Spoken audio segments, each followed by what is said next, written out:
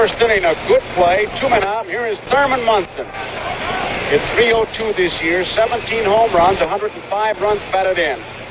And a great championship series, 10 for 23, a .435 average. Takes a strike, fastball. Goes in 3 runs. Thurman Munson.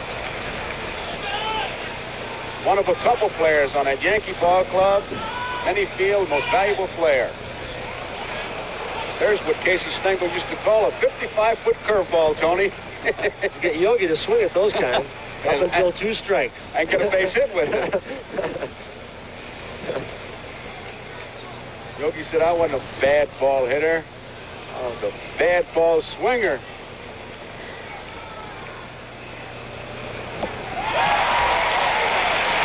One ball, 2 strikes on Thurman Munson. There is Yogi. Coach with Billy Martin. Yankee teammates.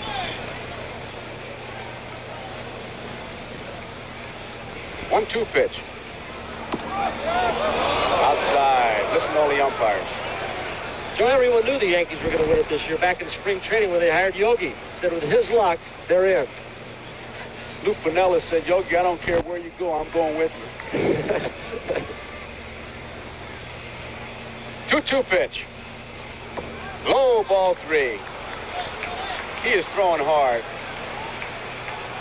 The reason I say that, not only do you see it, but Johnny Bench has one of those loose-fitting gloves that just doesn't pop when you throw that fastball, but Gullett is so fast that it really does pop. Look at that glove. You catch it in the webbing, it's like using a pair of pliers that may have been left out in the rain and got rusty. It just doesn't pop. Struck him out. 3-2 fastball, and he got him 2 strikeouts. 1, 2, 3 to go the bottom half of the first inning. Cincinnati coming to bat. Here's the man who usually starts it off for him. Pete Rose hit .323 this year. Takes a fastball outside, ball 1. 10 home runs, 63 runs batted in. He was 6 for 14 in the championship series, .429 average. Strike. 1 ball, 1 strike. Nobody on, nobody out. Bottom of the first, no score.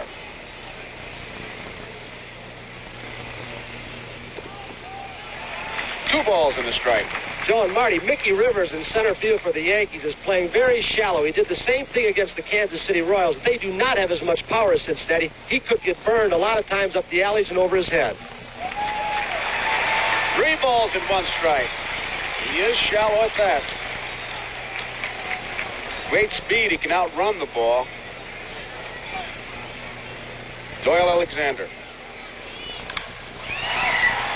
High fly ball, left center field. Roy White taking charge. Rivers moving over, and now Rivers takes it. Rose is out. Fly ball to Mickey Rivers, and it brings up Ken Griffey. Griffey hit .336, 6 home runs, 74 runs batted in.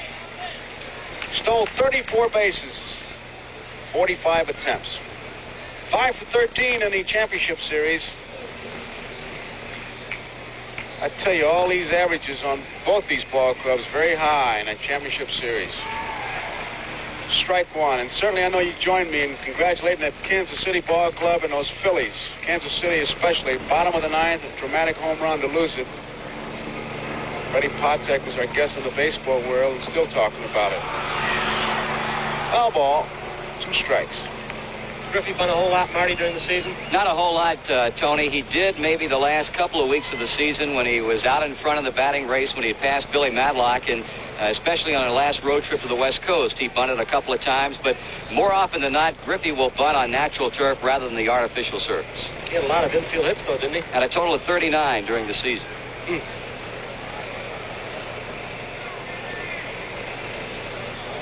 Griffey up there with the count of 2 strikes. Griffey finished second to Madlock, .336. Madlock .339. Line drive left field. White's there. And he played perfectly. 2 up and 2 down, and here is Joe Morgan.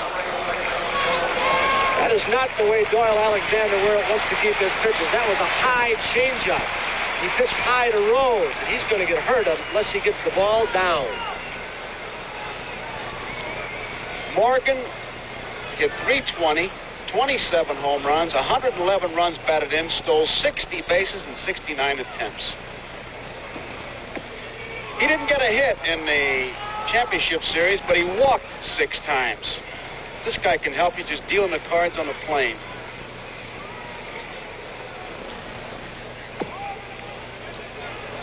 One ball, one strike. Doyle Alexander. Morgan has such a small strike zone. He controls it so well.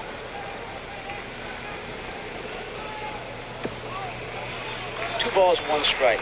Cecil Upshaw, a pitcher, had a great description. He said, even if you throw a low strike, his eyeballs are still not too far from the ball. And he's right. Don't see many guys with this kind of power, obviously. He's almost a strict pull hitter. Some left-handers will go the opposite way. He hasn't been swinging the bat well lately, he tells me. He's been having a little difficulty at the plate. Took some extra hitting practice. There she goes. Deep to right field. Could be out of here. 1-0 Cincinnati.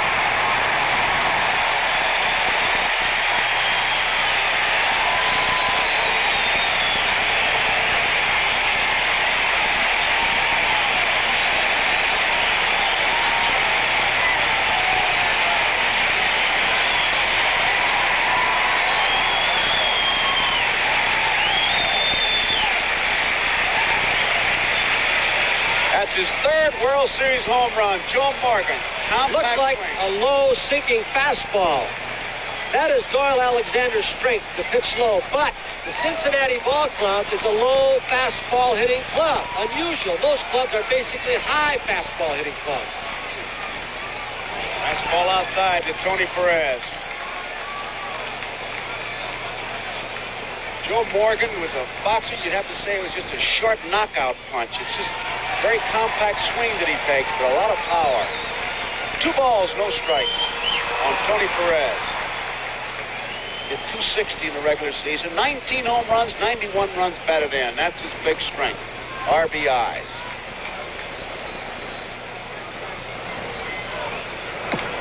Good fastball. 2 balls and a strike. The yardstick of the RBI man is, can he drive a man in from first base? They say Perez can drive him in from the clubhouse. 3-1. There's just something about Tony. When a man gets in scoring position on base, he becomes a different kind of hitter. I think he maybe guesses a little bit more, looks for certain pitches. But he bears down with Manon. Up the middle, a base hit. Perez singles to center field.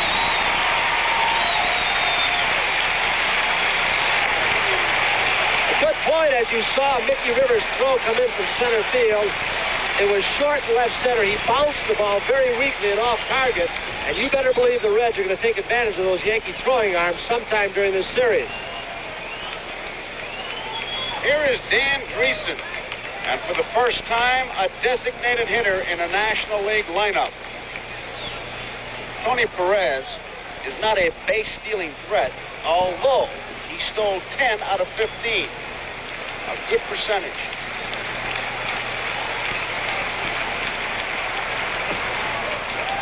Ball 1. Chambliss is playing behind Perez. If he gets too far behind him, he ain't gonna be there, Marty.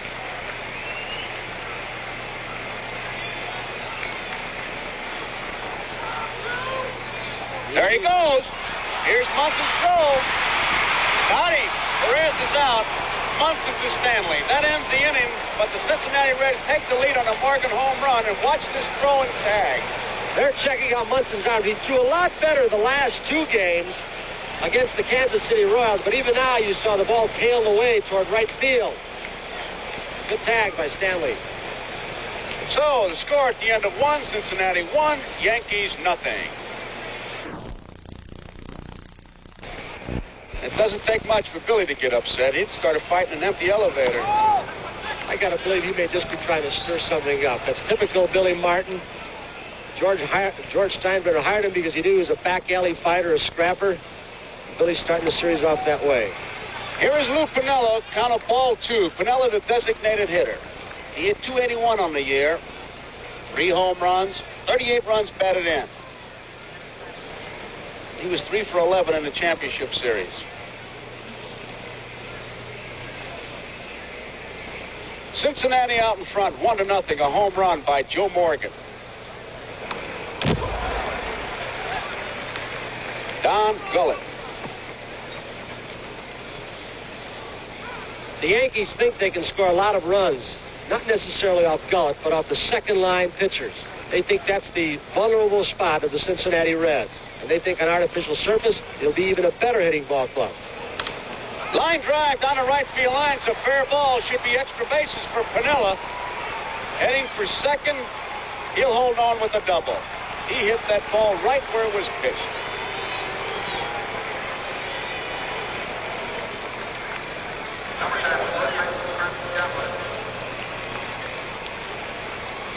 Gullett will throw two different kinds of fastballs, one across the seam that rides or takes off, one with the seams that will sink. That appeared to be that sinking fastball, one that tails away from a right-handed hitter. Piniella went with it well. Here's the man of the hour, Chris Chambliss. What a year he had. He's one of the couple of Yankees I mentioned. Could be the most valuable player in the American League. Hit 293, 17 home runs, 96 runs batted in. Takes a strike over the outside corner. Left-hand pitching doesn't bother this fella. He hangs tough. Craig thinks he's the best hitter on the club, Tony. Good, interesting statement he made on your Baseball World show before the game.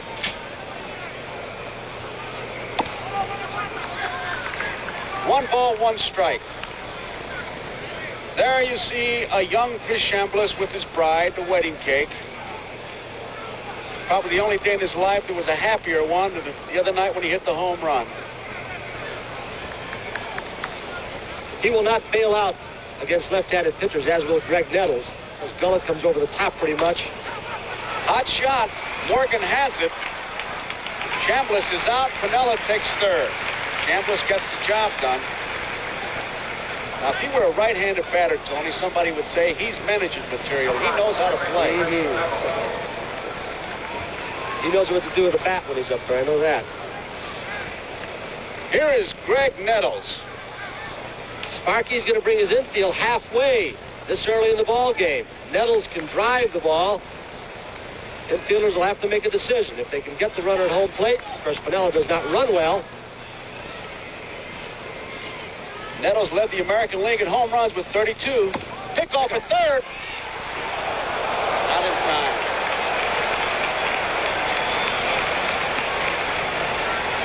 Boy, if you were thinking that anything's wrong with Bench's arm, that would certainly dispel all doubts.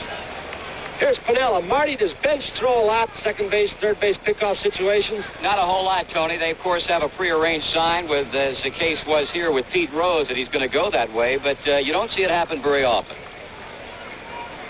1-0 pitch. 1-1. Had a good replay of Piniella getting back the last time, coming back to the bag wrong. He came in foul territory. He should be in fair territory where that throw might hit him in the back and block Rose's view.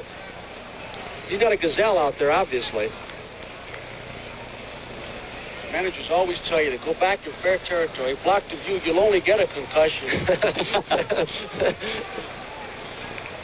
Of course, they're seated in an air-conditioned dugout with padding. 1-1 pitch. High. 2 balls and 1 strike. Cincinnati leading 1-0. A home run by Joe Morgan.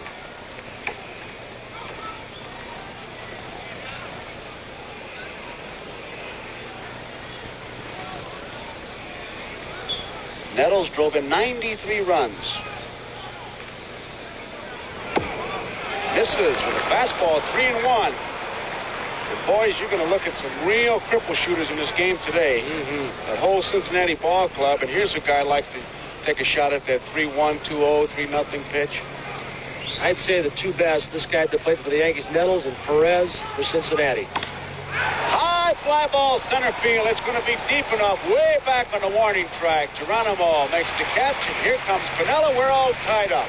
Sacrifice fly for Greg Nettles. Marty, that ball carried well to dead center field. How does the ball carry in this park? Well, that right there, Tony, very surprising, because basically in this ballpark, if you're a pull hitter, whether you be left-handed or right-handed, you could have a fine year because it's a veritable jet stream down both foul lines. But when you get maybe 20 or 30 feet out from each line, you've got to hit the ball a ton. And that ball, as you said, did carry extremely well. 1 apiece. Here is Elliot Maddox. Strike. Went around, says Lee Wire. They play Maddox a shade towards right center field. Here's a shot of the defense. See Geronimo over right center. Bouncing ball. Rose comes in fast. Gets him. Maddox is out at first. That ends the inning. As we go to the bottom of the second, New York 1, Cincinnati 1. We play pretty good. He enjoys it. Here's Dan Dreesen. Pretty historic right here. Dreesen, the first guy in a National League uniform to be in the designated hitter role. There is George Steinbrenner, principal owner of the New York Yankees. Gabe Paul is seat next to him, but he was up there checking something. That ball's well hit right field. Rivers is going back. Going to have room. Makes the play. You know what I like about Sparky, Marty, and Tony? He doesn't make any bones about it. He says the World Series is center stage. I got an ego. I love it. I don't think it was never more evident than it was last year in Boston, Joe. He loves people. He loves to talk. And I think when you make a comparison between Sparky and Casey Stengel, you're making the ultimate comparison. And I'll tell you, we miss good old Case. George Foster. Foster, 121 runs batted in, led the league at 306 with 29 home runs. He can do more things to irritate other pitchers than anybody in the league, I believe, Marty. I think we'll probably see it here sometime during the course of this game, maybe at this at-bat, Joe. He's constantly in and out of the batter's box, as you see him here, and it tends to, as you say, upset the pitchers. Doyle Alexander with a count of 2 balls and no strikes.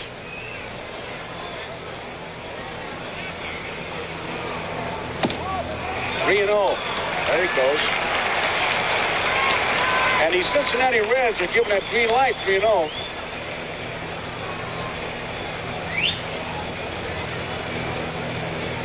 Boy, you can tell a load of Cincinnati bats before they come to the park. They're moving into crates.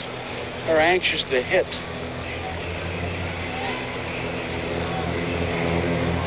There's a strike. 3 balls and 1 strike. We're all tied up in the bottom of the second. Yankees won.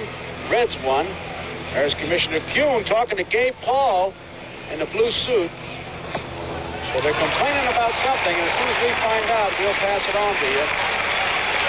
Left to right, it's Julian Goodman, NBC, Louis Kuhn, the commissioner, Gabe Paul, Chuck Feeney, the far right, National League president, Warren Giles, Bob Howard with the hat on NBC, and Bill Solitaire.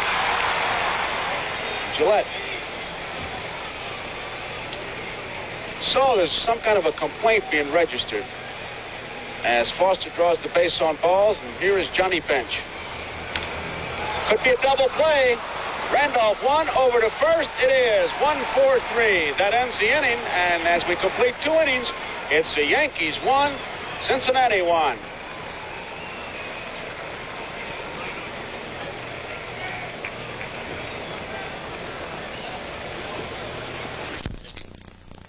Now, all tied at 1 apiece. Hot smash. Concepcion has it. Easy out.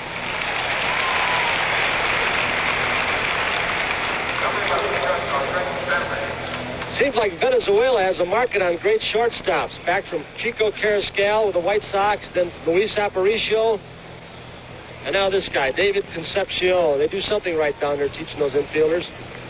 Then they sent him to Warsaw, huh? They must. Here is Fred Stanley. What a pleasant surprise he's been. Takes a fastball low and inside. Fred Stanley for the year hit .238, 1 home run and 20 runs batted in. Not a power hitter. He lays the bat on the ball, hits it to the opposite field, and that's the way they got the defense set up. There's a strike. Geronimo is very short and in right center field. He'll not knock you out, Stanley, but he'll sting you to death. Tremendous job in the field. He blew that ball by. He sure did. Gullett in 75 and 76 had some injury problems. Fractured thumb in 75, shoulder problems this year. He is yet unsigned. He has not signed a Cincinnati contract. And there's a pretty good commercial, a curveball. And that's the 3rd strikeout of the ball game for Gullett. Struck out Rivers to start the game, Munson, and now Stanley. Here is Mickey Rivers. He can't wait to get his swings in, can he? Oh. He doesn't take anything. This whole ball club, the Yankee club, is a swinging ball club. The first pitch on, they're going after you. They play Rivers as if he were a right-hand batter. Foster guards the line in left, and Rose way in tight at third. Morgan will have to hustle. Here's a throw. They got him. Morgan to Perez, gets Rivers and ends the top of the third. We go to bottom half of the third. We're all tied. New York 1, Cincinnati 1. The city said Mickey Rivers can run, play halfway. They didn't. They got him. Slow curveball popped down along the third base line, and Nettles makes the play. That ball was thrown nice and soft, and that's the way Geronimo hit it. 1 out. Dave Concepcion hit .281 for the year, 9 home runs, 69 runs batted in, 2 for 10 in the championship series, and he scored the deciding run. Tell you a lot about their hitting attack, the Cincinnati ball club, but they can send Concepcion up to bat 9th. Geronimo 8th. Geronimo 300. Geronimo's hit .307, Tony, and Concepcion is hitting .281. Mm-hmm. Takes a curveball outside, ball 1. We're all tied, 1 apiece. We're in the bottom of the third. Trying to hit the outside corner, misses. There's 2 balls with no strikes.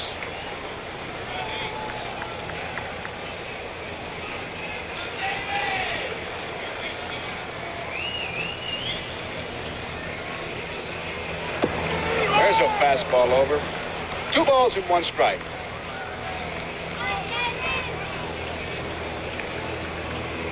One man out, nobody on. Pete Rose, the on-deck batter.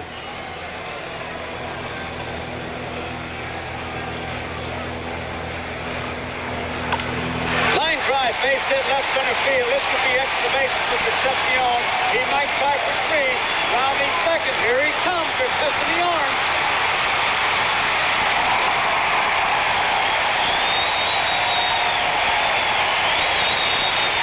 Just before that pitch was thrown, that Yogi Berra, who is a relay man up to the box with a walkie-talkie, moved Mickey Rivers farther toward right center field.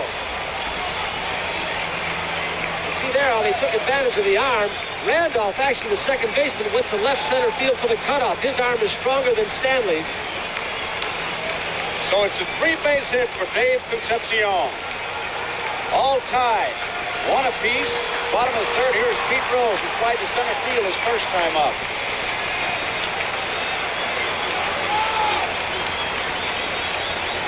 Infield halfway depth for the Yankees.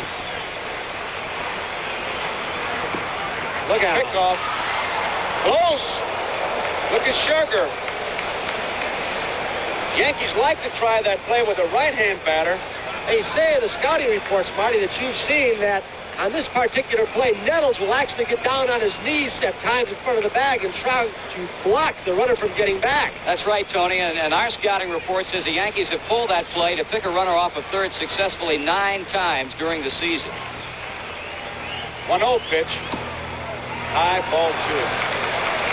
You know, as you watch Munson throw, especially on the last play, you hear batters hit the ball where it's pitched. Munson throws where it's pitched. If he catches it low, he throws it low. If he catches it high, he throws it high. Very quick release. He can be very inaccurate. Deep enough to center field. Rivers is going back. Concepcion tanks up. He'll score easily. Cincinnati takes the lead 2-1. Sacrifice fly for Rose.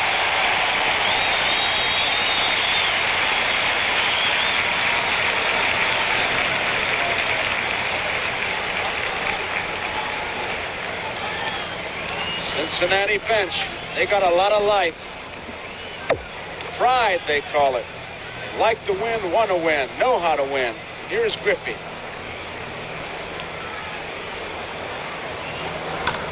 Foul ball. High curveball. He really jumped on it. Nettles at third base is moved in. There are 2 outs.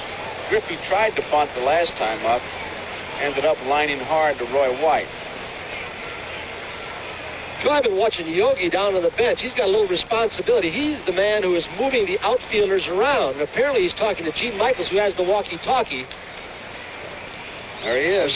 There's the walkie-talkie. That's Michaels. He is relaying something from guys up here where we are, near where we are, who also have walkie-talkies and defensive charts. I think it's Jerry Walker, a former pitcher, and Bobby Cox, who are up in the press box. It's an idea George Steinbrenner put into use, having been a football coach. There is Michaels behind Yogi with the sheaf of papers and the walkie-talkie in his left hand. Carl Keel also involved upstairs, former Montreal manager. It'd be funny if they'd get Broderick Crawford on there. 10-4, good buddy. 2 balls and 2 strikes. Man, remember when Willie Mays once described baseball as saying, look, when they hit it, I catch it. When they throw it, I hit it. Now you got walkie-talkies, defensive charts. Popped up. Nettles and Stanley. Nettles taking charge. Makes the play.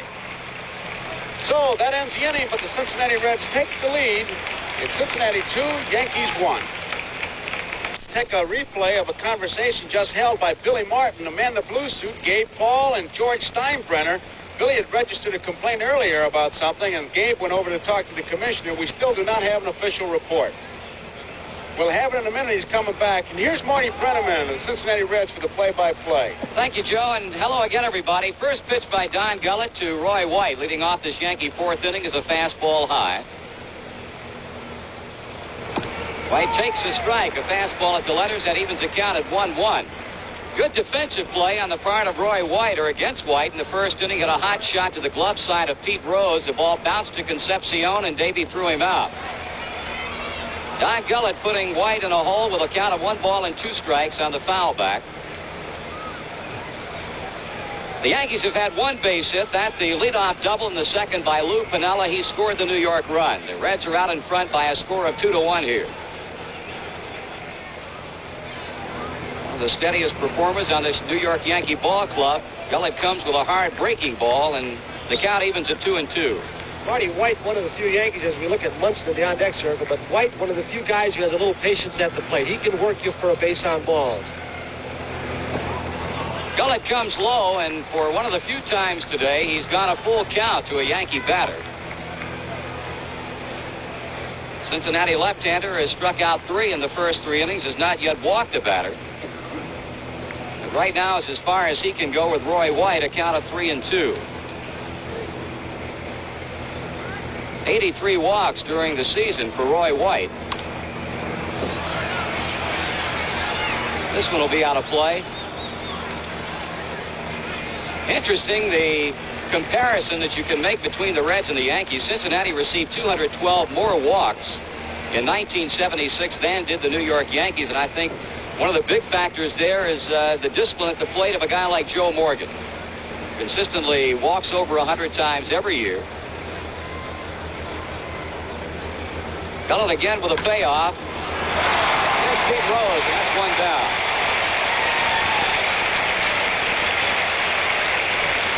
White has hit the ball well. He got a ball inside, a little bit up from Gullett, almost directly at Pete Rose. Rose has good hands. He doesn't cover a whole lot of ground, but he does have good hands. He is really a battler. Got great reflexes, Tony. The guy has done a super job for the Reds at third base. It was a gamble last year. People thought Sparky Anderson was crazy when he made the move early in the year, but it's been the thing, I guess, more than anything else. It solidified this ball club because it allowed George Foster to go to left field on an everyday basis. Thurman Munson struck out swinging in the first inning.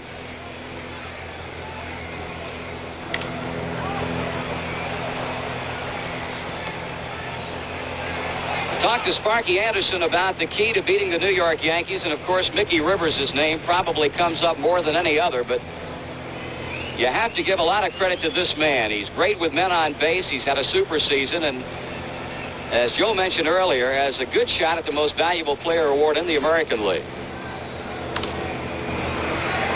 Should be played by Griffey.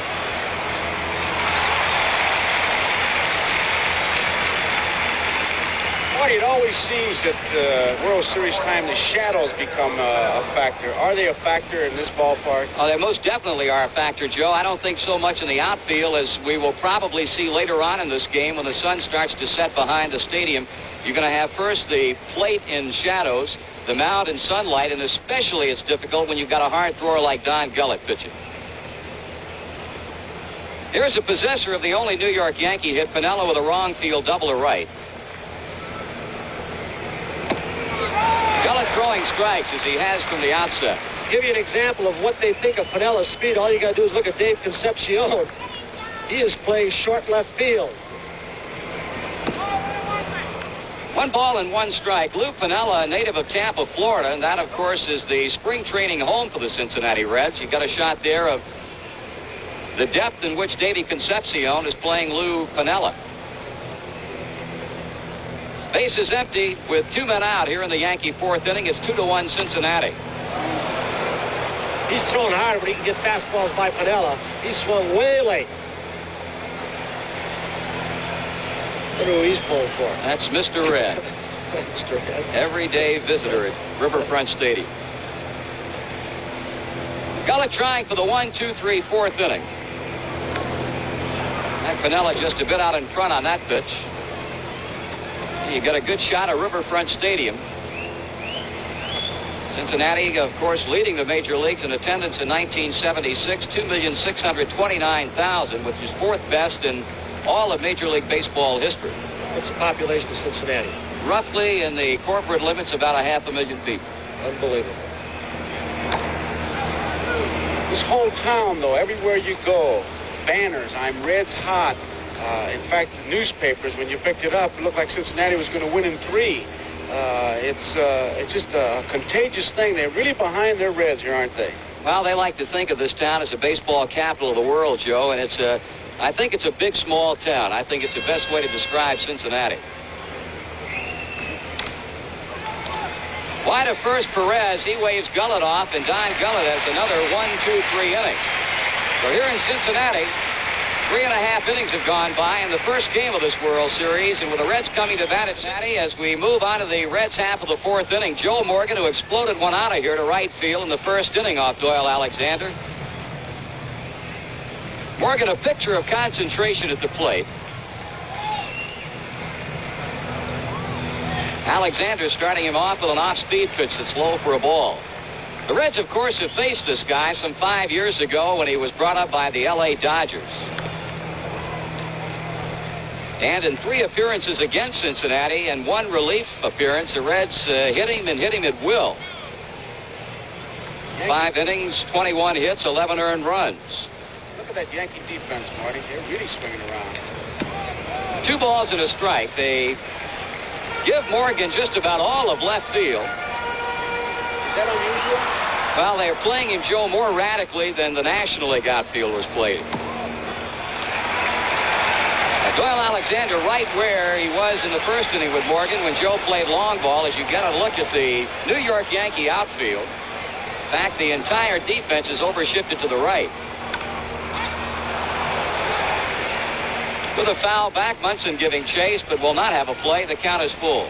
Morgan, a great fastball hitter. He has a lot of confidence in his ability not to have anybody throw the ball by him. He stands almost up in front of the plate at times, daring you to throw the fastball by him. The position that Alexander got him in the first inning, Joe, Tony, a very precarious spot for Doyle Alexander. Roy White there to play the fly ball to deep left center field, and there's one away.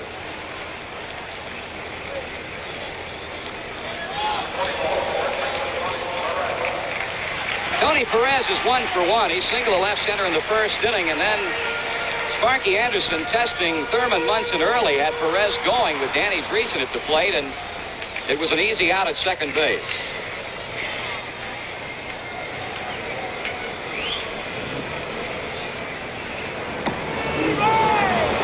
He is going with a lot of slow stuff. Slow curve that time. He even pulled the string on Morgan on the 3-2 count.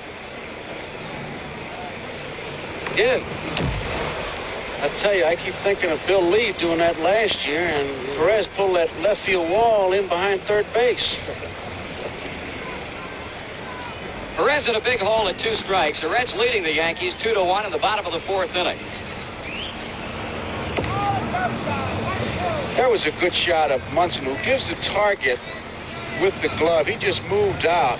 Let's see if he wastes this pitch to set up the 2-2. Change up, wiggle of the fingers. Bases as Roy White will have to go to the 330 mark in left field. Tony Perez getting off to a good start in this World Series as he has singled and doubled and as many times up. It's an interesting way of pitching and playing a defense right there. Nettles was way off the line at third base. Roy White was in left center field. They pulled the string, daring him to pull the ball. Tony, a lot of times when that happens, there's a shot of as it gets by Nettles, is that sometimes a pitcher will change on his own. I know when I was with the Cardinals, Kurowski always wanted to know when the change of pace was coming so he could guard the line. You can't play way in a hole and then throw a change of pace. They'll pull it right down that line as the bullpen gets busy. There's Dick Tittrow. So the Reds, who lead by a run, have Tony Perez at second base with 1 down, and the designated hitter Danny Dreesen up. Slow breaking ball is in for a strike. Dreesen has had some experience as a designated hitter. He led the Puerto Rican League in batting last winter and at times was used as a designated hitter.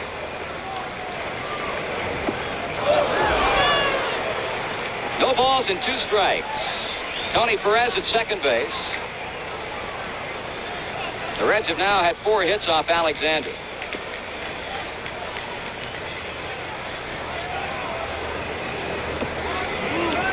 As you pointed out, Tony, going with a lot of off-speed pitches to just about everybody in the Reds lineup. Maybe it's his fastball. Maybe he just didn't throw it very hard. Dreesen levels a bat as Alexander checks Perez at second base.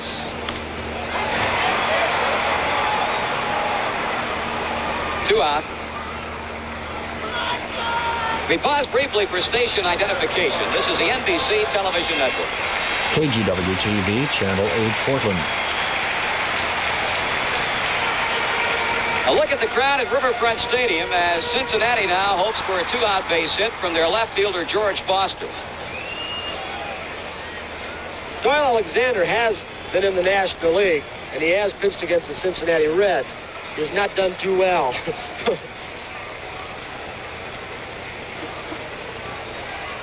Foster, the recipient of a second inning walk. Pitch is over the plate but low for ball 1. Well, at the plate right now as we look at Doyle Alexander, the 2 guys who were voted their respective players of the year in the National League and American League by the Sporting News, George Foster and Yankee catcher Thurman Munson. 2 balls and no strikes. You see that unique hand action on the part of George Foster. It's almost impossible to duplicate, Joe. You have to see it, and you immediately know what people are referring to. You've got to be the junior welterweight champion to keep doing that.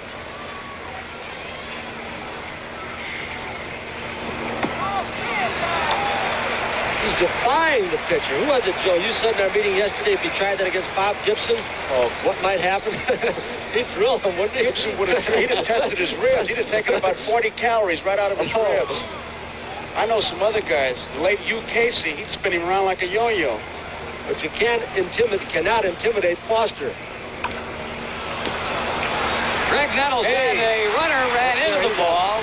Tony Perez is going to be out as Nettles went right to the baseline to field it. The ball hit Perez. Foster gets a hit out of it. And that's going to be it at the end of 4 complete innings of play. Reds 2, the New York Yankees 1. Tony, you're our resident expert on interference. Tell us about it. I'll tell you what, with friends like you, I'm just getting the Cincinnati fans to say hi to me again after last year. First pitch hitting, Chris Chambliss with a base hit to left field off Don Gullett. That's his second New York hit in the game. It's Cincinnati 2 and New York 1 in the top of the 5th inning. 3 Yankees were born in Ohio. Chris Chambliss, Thurman Munson, and Grant Jackson. Chambliss born in Dayton, the son of a Navy chaplain. So on at first base with the potential tying run is Chambliss, and here's Greg Nettles. Had a sacrifice fly to get in the New York run. Morgan will go to second. That's a double play.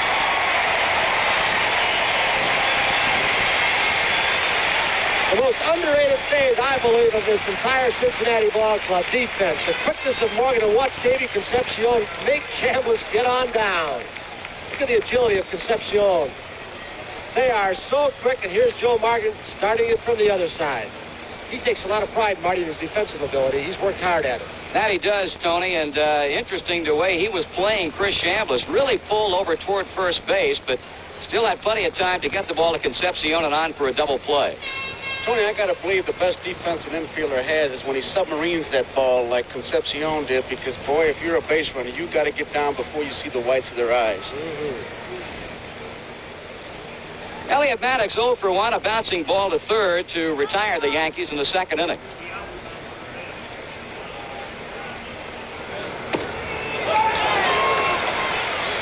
Got it down and into the right-handed batter, a call strike.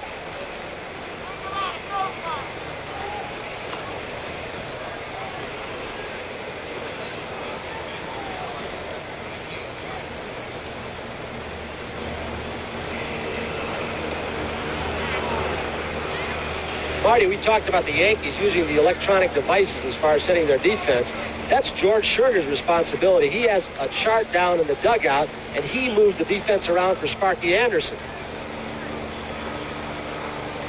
Relying on a lot of the information they got from Ray Shaw and Rex Bowen. What a great shot. Queen City. Just outside the stadium here, as a matter of fact. The Ohio River. Now Rose pulled well off the line for Maddox, and that's going to be an extra base hit. The ball takes a carom coming off of that wall in foul ground. Maddox is going to try for a triple. He had some trouble running. You could see the injury. He had a knee operation. He got to second base. He was about running out of gas. Almost had to pull into the pits for repairs. But watch him run, and you can pick up that limp. There it is. We talked about the Cincinnati speed an awful lot, but with Maddox, White, Randolph, they also have good speed on the base pass. Maddox taking a page out of the Pete Rose book with a head-first slide.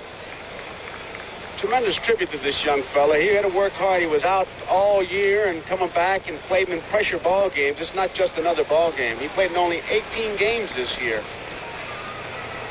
Willie Randolph, who played against Cincinnati last year in postseason play, but in a different uniform.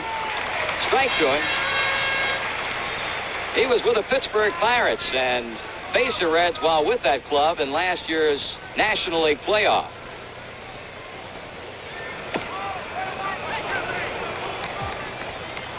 One ball and one strike with two out in the Yankee fifth inning. They trail the Reds by a run, but have Maddox at third base. Talked about Maddox's physical problems, Joe. He had some other problems aside from that. He and Billy Martin were very outspoken that they did not like each other. 2 balls and 1 strike. Because Martin's got that great theory like Casey Stengel. You keep the 5 guys who hate you away from the 5 guys who are undecided.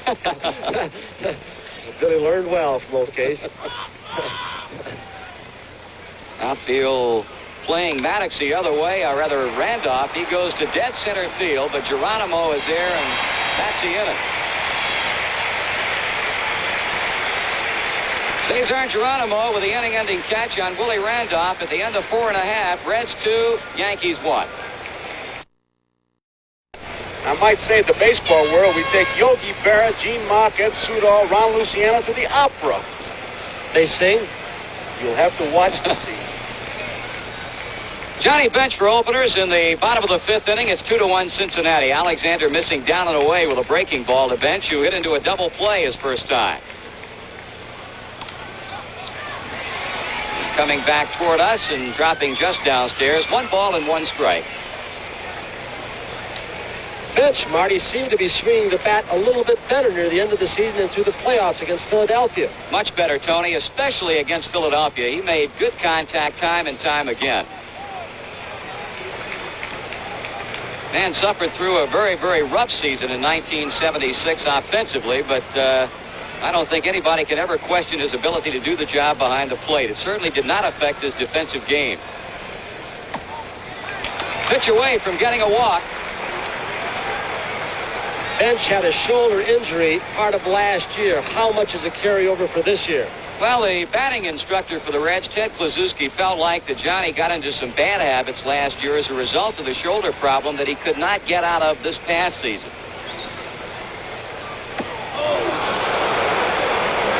I think he was going for downtown. Trying to make it 3-1. Yes, he was. That's a bad ball, high fastball, but if you're going to swing, that's the way to swing.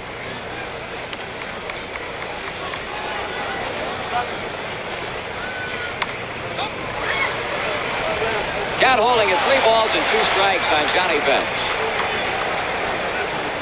Hey, Bill White over in the radio booth. We'll be working with Scooter, won't we, when we get to Yankee Stadium? Right. Rizzuto?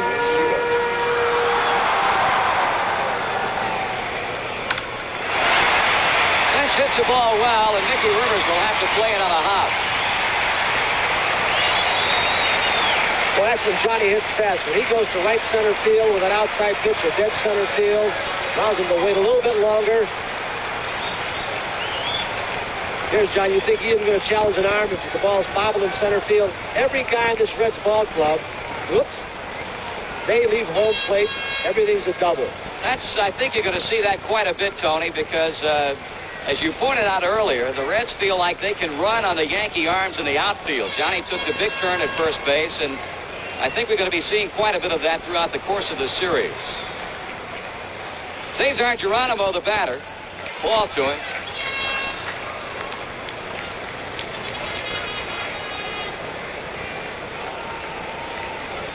Had a super year in 1976. In fact, hit over 300 for the first time in his professional career.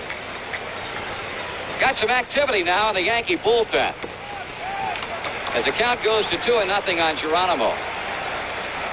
Left-hander Grant Jackson is working.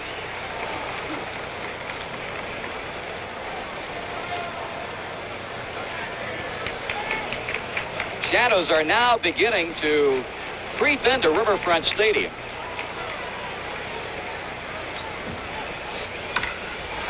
That could be a fair. And the Yankees have pulled off their second double play of the game. Willie Randolph, the best defensive player on this Yankee ball club. He could be the best all-around athlete. He's been hurt off and on this year, but he has great range right and left. If he gets a pivot on the double play, Marty, you will see him hang in there like nobody. You can't scare him. Here's Davey Concepcion, who tripled to left center field back in the 3rd inning and came in to score the tie-breaking run in this game.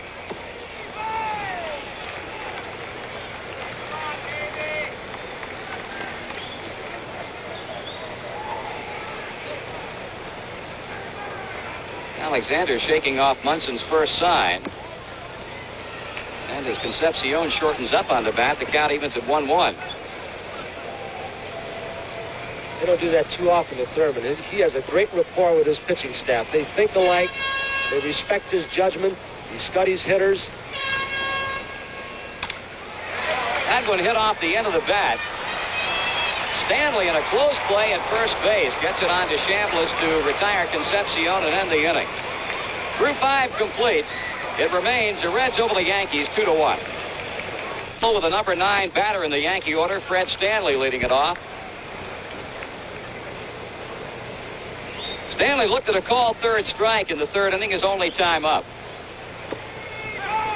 Gullit gets a fastball in, the count 1 ball and 1 strike. Very steady shortstop for the New York Yankees this season.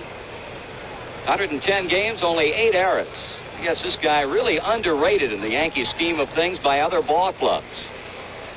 It's been important, Marty, for the Yankees to have the same kind of defense every ball game, especially for Willie Randolph, the youngster, working with the same shortstop day in, day out, instead of changing from Mason to Stanley. It's improved their defense up the middle tremendously.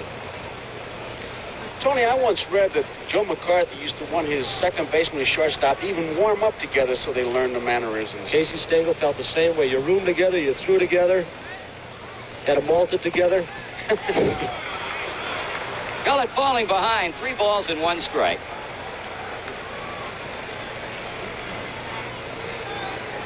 Babyface left-hander from Lynn, Kentucky.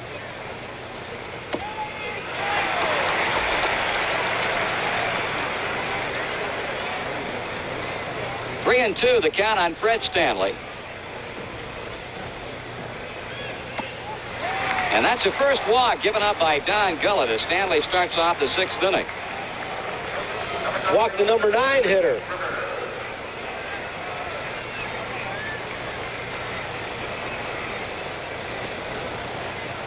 Lou Piniella at the bat rack in the New York Yankee dugout. There's Billy Martin, their skipper. Johnny Bench has gone out to the mound to talk with Don Gullett as Mickey Rivers, their leadoff hitter, comes up for the 3rd time. He struck out swinging on a high fastball in the 1st inning, and then Gullett got him to tap out to Morgan in the 3rd.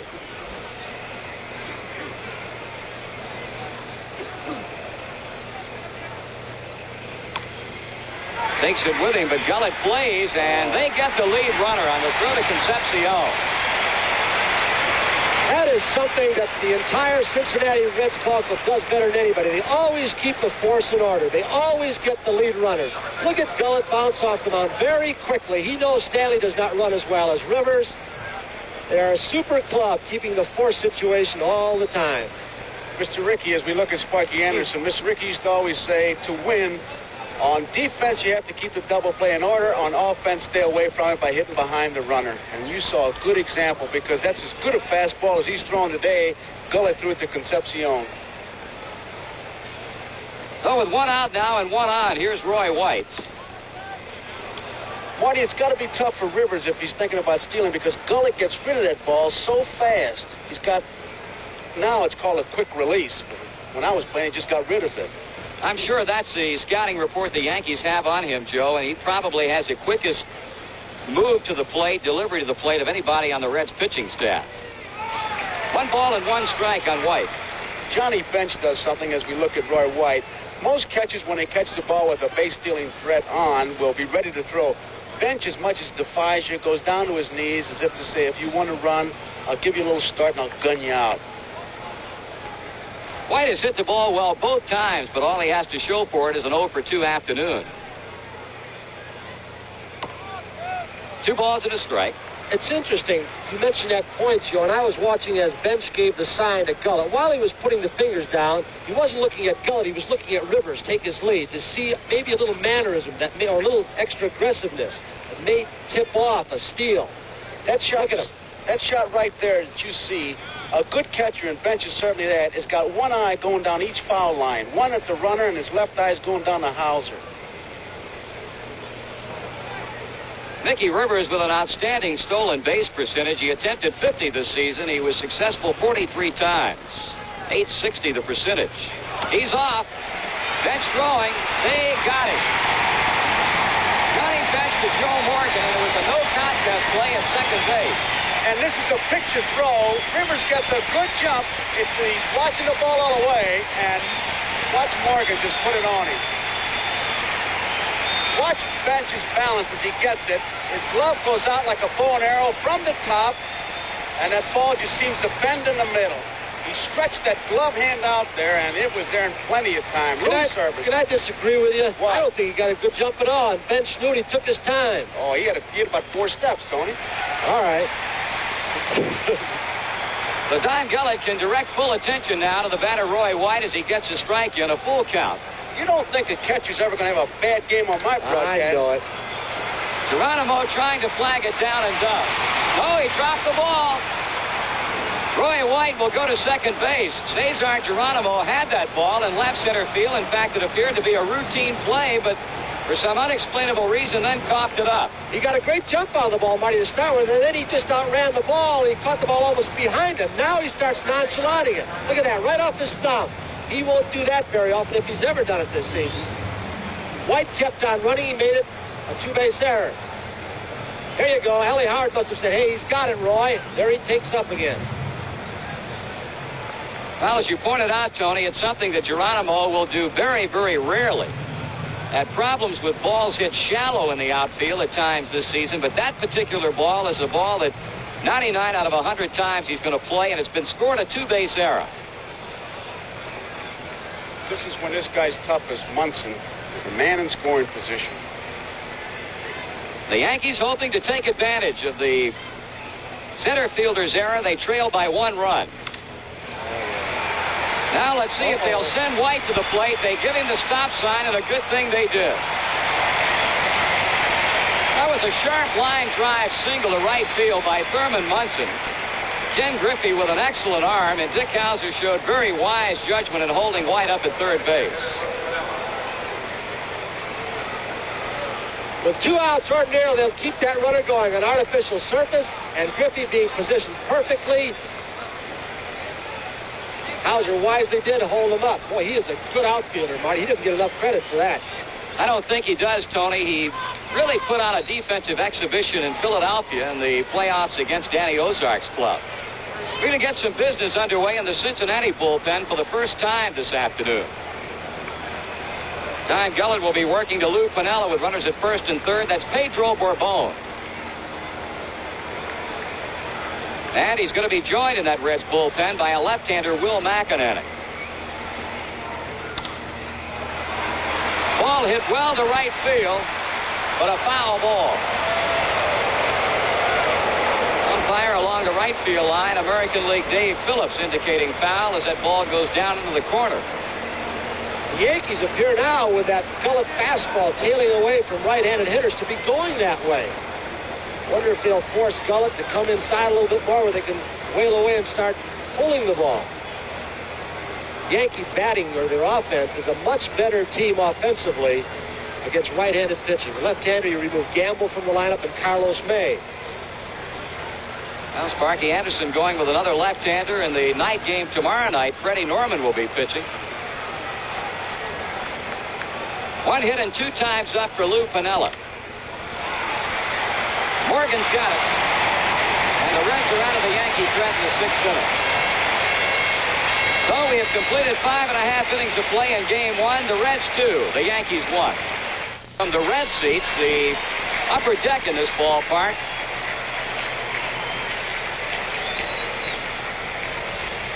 Bottom of the 6th inning, and Doyle Alexander will have to concern himself with the top of the Cincinnati batting order. Pete Rose bluffing a bunt as Alexander bounces one up there. Boy, as we saw that panoramic shot, I kept thinking of the great thing it is in World Series, and this for NBC is the 30th year, and our director Harry Coyle, 30 years of directing, and we're going to be showing some highlights, like we're going to show you a highlight from a game 1 of the many years that NBC's been covering World Series.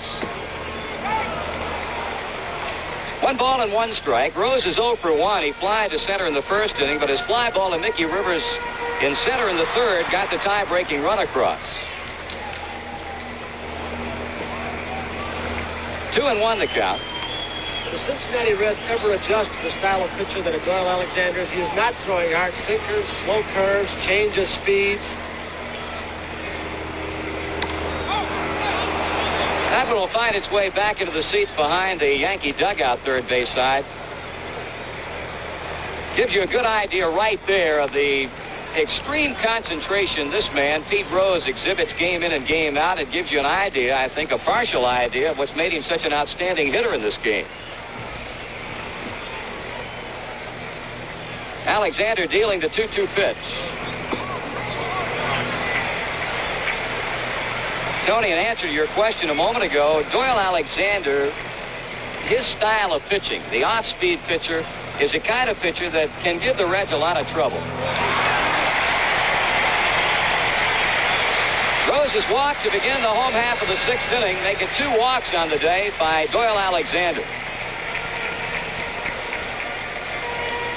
What phenomenal on-base percentages those first 3 hitters in the Cincinnati lineup have, led by Joe Morgan.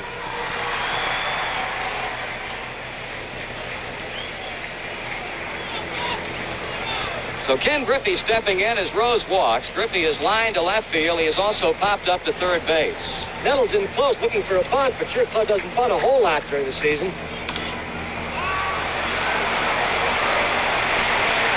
Griffey with his good speed beats the throw to first base as the Yankees bid to get their 3rd double play.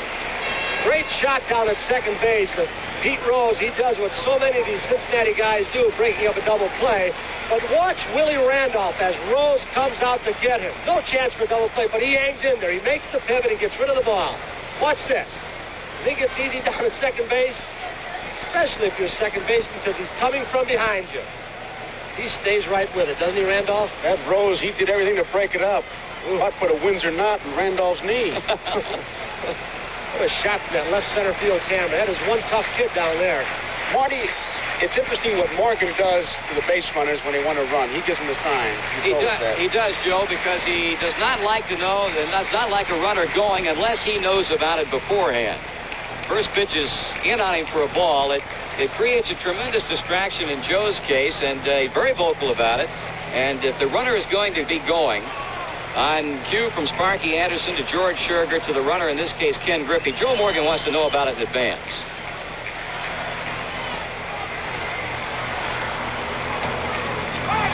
Ball and 1 strike. Morgan a home run in the first inning to right field. He fly to left in the fourth.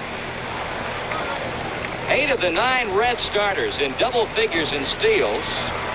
The only one not, Pete Rose, and he swiped 9 bases. I think if I were catching after watching Scherger, I'd pitch out.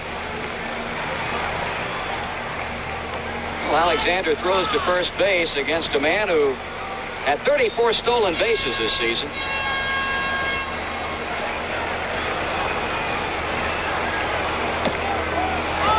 Two balls and 1 strike, and you have to feel that maybe Doyle Alexander is thinking just a bit about Ken Griffey at first base.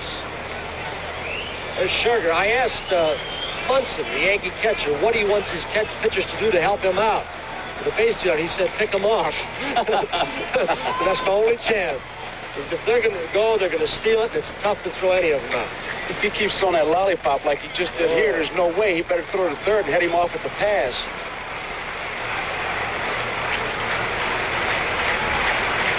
The Reds have a great successful percentage of stolen bases. They rarely get thrown out by anybody. They have good stealing days against guys like Yeager and Brody. Here's a...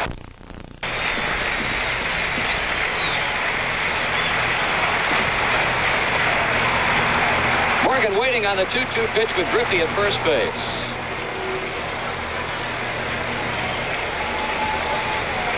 Reds have attempted 1 stolen base earlier in the game. Tony Perez thrown out in the first inning. Alexander continues to work that way. Cincinnati getting single runs in the first and third. The Yankees scored their run in the second. Oakland, California's Joe Morgan.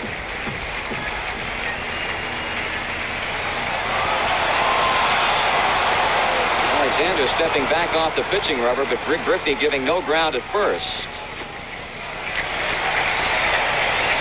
And the Yankee right-hander as far as he can go with Morgan. 3-2 now. Marty, Thurman Munson in his meeting, his pre-World Series meeting with his pitching staff said, listen, if you want to throw over to first base for the base leaders, go ahead. Do it a few times, but then forget him. You concentrate on the hitter, because that guy's the guy who can hurt you with a bat in his hand. Well, against this Cincinnati club, that's excellent advice. Griffey's going. Morgan strikes out, and Griffey's going to be safe at second base on the low throw from Munson to Stanley. Munson's throw, he got rid of that ball. Watch where he gets the ball and watch where he releases it. It's low, and he'll throw it from about there. Sidearm. And that ball has to sink. In contrast to Johnny Bench's throw, from the top, Munson throws it sidearm, and Stanley did a good job getting in front of it. 2 away now in the inning, and that strikeout of Joe Morgan is Doyle Alexander's first in the game. He'll be facing Tony Perez, who has been the #1 tormentor against Alexander today. He singled in the first inning and then double to left field in the fourth. That's a base hit to left field. Griffey getting the green light, and Tony Perez doing it for the Cincinnati Reds this afternoon. It's now 3-1. The guy who has been either very, very good or very, very weak in World Series play, Perez. In 1970, he was 1 for 18. In 1972, hit at a .435 clip. And last year was 5 for 28 at 179, but 3 of those 5 hits were home runs. Sparky Lyle, Dick Tidrow, double barrel action in the New York Yankee bullpen. Designated hitter Danny Dreesen a call strike. Tidrow the right-hander, Lyle the left-hander for the Yankees. Tidrow's arm has got to be hanging. He put in a lot of innings against Kansas City. one's going to be played by Thurman Munson. The Yankees get out of the inning, but the Reds with a run. And as we have completed 6 innings of play, it's Cincinnati 3 and New York 1. Gibson has tied World Series record.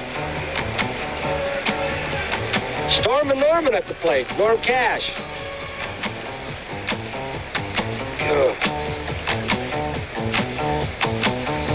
1968, Bob Gibson, new World Series record. There it is, 16 strikeouts. Willie Horton.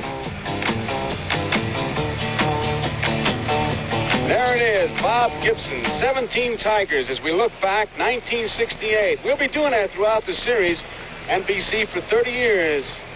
We've been covering World Series, and we'll be looking back at different highlights. It's Chris Chambliss, swings and misses, strike one. Chambliss bounced out second to first, then single to left, and was rubbed out in a double play. Good fastball. Joe, the ironies of baseball, Chris Chambliss could well be in a Cincinnati uniform today. In 1967, he was drafted 29th by the Reds, did not sign, and was redrafted by Cincinnati again in 1968. He just got hit with a pitch ball, so that puts him on, and that brings up the tying run. It's 3-1. Watch him take this pitch properly. I think another interesting story, Joe, when Chambliss was acquired in that deal from Cleveland, a lot of the Yankees were very outspoken, saying he's not worth getting for what we gave up. He proved his worth in that 5th game against Kansas City and all season long. Gabe Paul had quite an answer for all those charges. He said, number one, I'm breaking up the country club, and number two, I don't see in any player's contract where they have a right to make a deal. This is Greg Nettles. High fastball, ball one. Marty, late in the ball game, he hasn't pitched that many innings this year. Has he weakened? Lately, no, Tony. He has been very, very strong. His last start out against the Phillies in the playoffs, he was throwing as hard probably in the last couple of innings as he was early. We're in the top of the 7th. Cincinnati leading 3-1. Nobody out. Chambliss at first. Could be 2. Morgan. Oh, he fakes it, throws it, makes the double play himself. He faked it like he was going to flip it to Concepcion, put the tag on Chambliss, and then flip to Perez with a double play. Chambliss made a mistake trying to beat him. He maybe should have tried to go around him, but either way, with Nettles running, they were going to get a double play. That'll show you the alertness of a Joe Morgan. Like a boxer. Tony, I guess there's only 2 ways to break up that play. If you can think fast enough to get caught in a rundown, and then they'll throw to first and get you back, or just collide with the guy. Slide into it. Once he's got the ball in his possession, you can knock him over. You said that about an infielder? I wouldn't say it about a shortstop. Second baseman. Here is Elliot Maddox. He bounced out third to first, and then he tripled. He's 1 for 2. High ball one. 2 outs, nobody on. Cincinnati leading 3-1. We're in the top of the 7th. From up here, Joe, it hasn't appeared that Gullett has thrown a whole lot of off-speed pitches. He has 1 or 2 I can recall, or even breaking balls. Because it's hard to tell the slider and the fastball from up here. But it's a hard slider. It's not an off-speed pitch.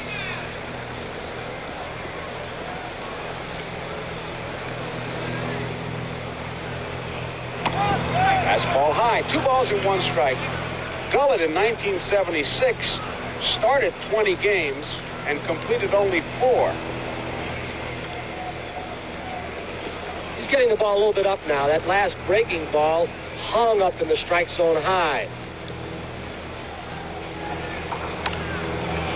That's out of play. 2 balls and 2 strikes. At home, Gullett has an amazing record.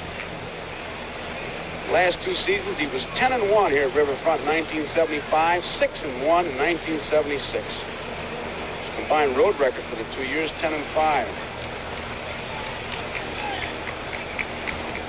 2-2 pitch. Out of play. He's throwing hard. Yes, he is. Marty, we mentioned earlier that Gullett is playing out his option, is not signed. What's the rumor, or what have you heard? Is he about ready to sign? Well, there have been some comments lately, Tony, that would seem to indicate that maybe the Reds will be fortunate enough to sign Don Gullett for 1977. He was quoted a couple of days ago as saying he would like to think that the two parties could get together on a contract for next season, but nothing officially and by any nature. Curveball misses. It's a full count, 3 balls, 2 strikes. Elliot Maddox.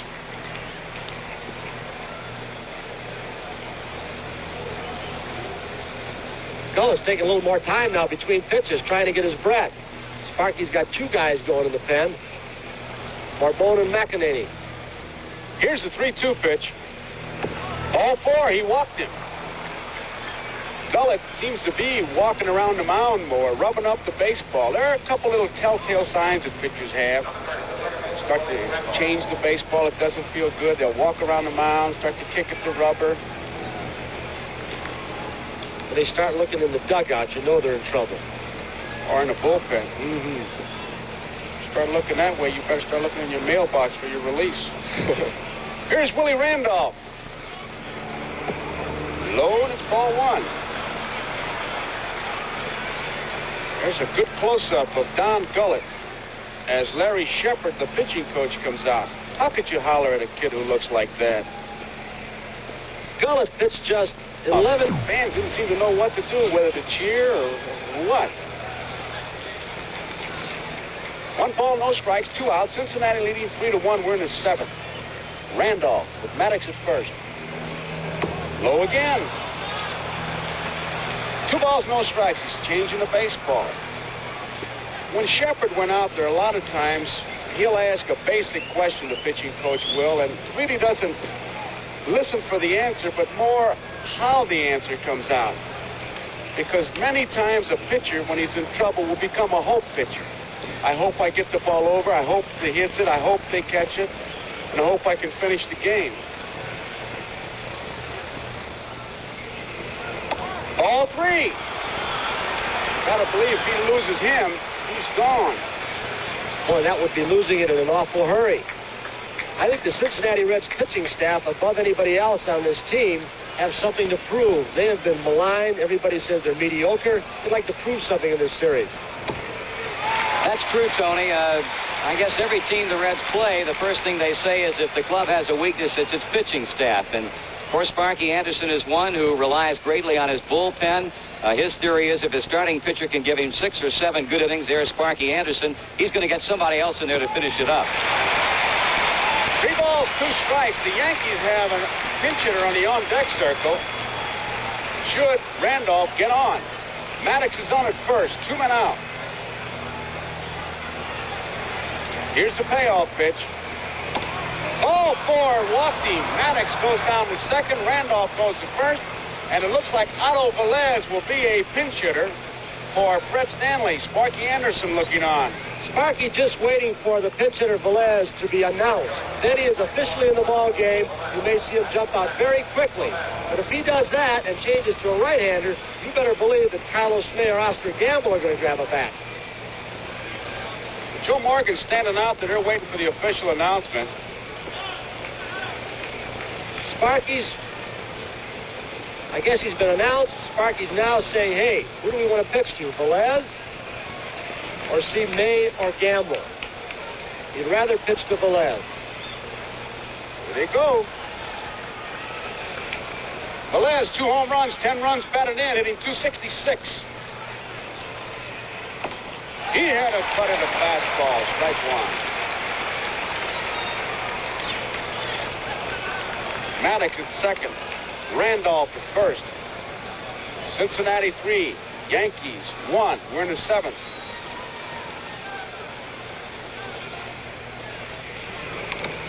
Strike 2. Boy, Velez is doing what a pinch hitter should, go up there and hack. He had a high breaking ball to hit that time. That's Sugar. Sparky Anderson's first manager in baseball, the minor leagues.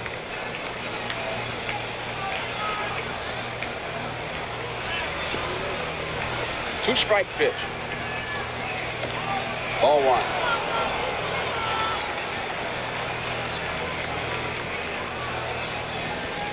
Sparky Anderson and George Sugar.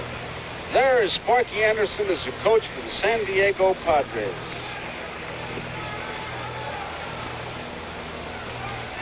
Memories. 1-2 pitch. Struck him out.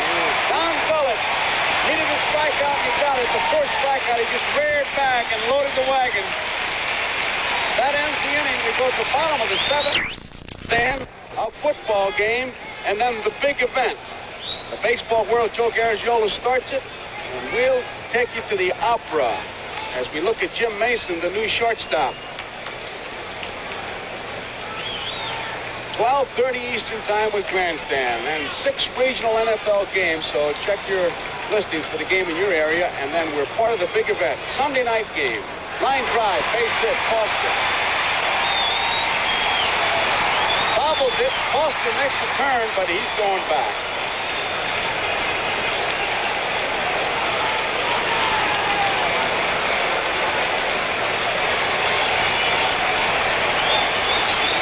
The outfield, it's got to cause you a few anxious moments if you know your throwing arm is not that strong, and you know the Cincinnati Reds runners are running right from home plate. The Reds force a lot of mistakes. Johnny Bench with Foster at first. Foster stole 17 times, 20 attempts.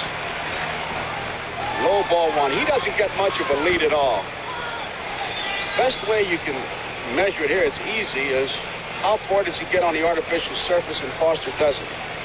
What a hole Bench has got between Randolph and Chambliss. He can go that way on occasion, and Sparky will hit and run once in a while with him. Line drive, right field. Nobody's going to get this one. Off the wall. Foster is heading for third. The ball gets past Maddox. Foster's going to try to score. Bench is heading for third. He'll make it. A triple for Johnny Bench.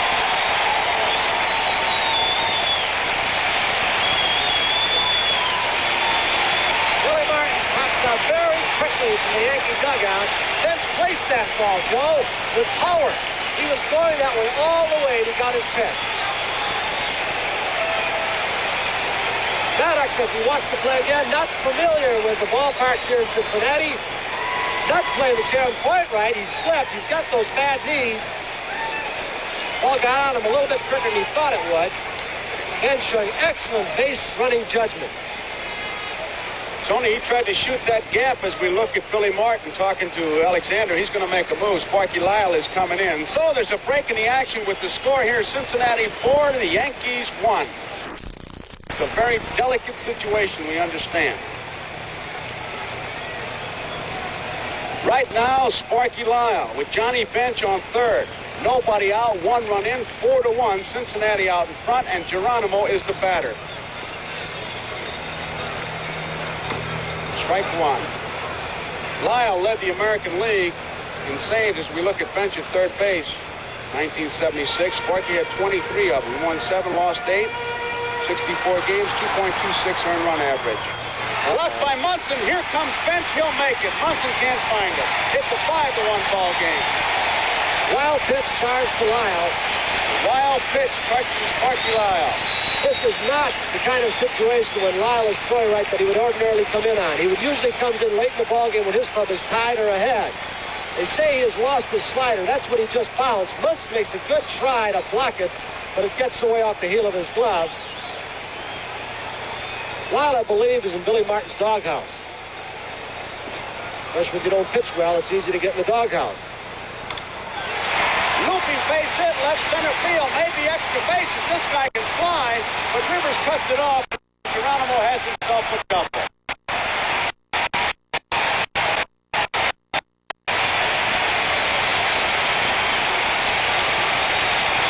Nobody out. 2 runs are in. 5-1 Cincinnati in the bottom of the 7th with Geronimo at second base.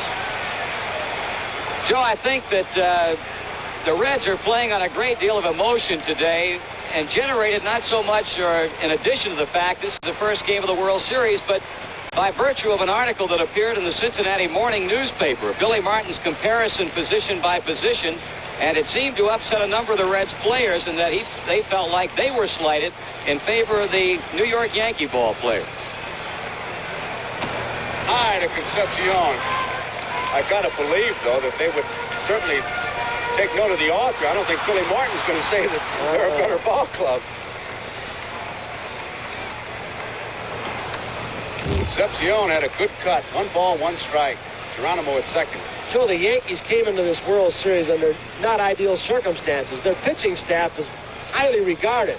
Their 3 top pitchers, Hunter, Figueroa, and Doc Ellis, are not able to start a very important game, the first game of the series. And it's almost as though, and this is not a knock at Doyle Alexander, who pitched well, they throw a guy out there to get their other pitchers a few days rest. Say, he didn't do too badly. He left the game. He held him for 6 innings, 3-1. He held his ball club. Tim McCarver made quite a statement. We were doing the pregame show. He said, you can't stay close to Cincinnati. They'll beat you. You can't win those 3-1, 2-1 games. You got to win 10-6. 1 ball, 2 strikes. Struck him out. Foul tip held on to by Thurman Munson. So there's 1 away.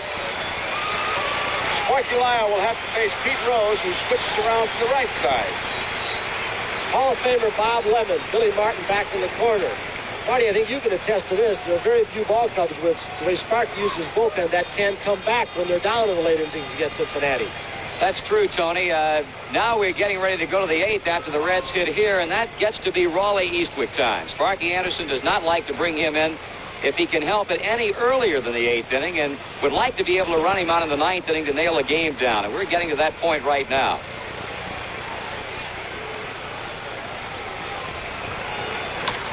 Bouncing ball, Mason. To Chambliss, they get Rose, and Geronimo moves on over to third. 2 outs, 2 runs in, 5-1, Cincinnati leading. Here is Ken Griffey. Good example of the kind of base runners this club is and what their speed does. Ordinarily, ball to the left side, they hold second base. Your ball club, Marty, just keeps on going. Well, I think Joe said it earlier. They force things to happen, Tony. This ball club will try and take advantage of every mistake, whether it be a mental mistake or a physical mistake. They're going to try and burn you with it.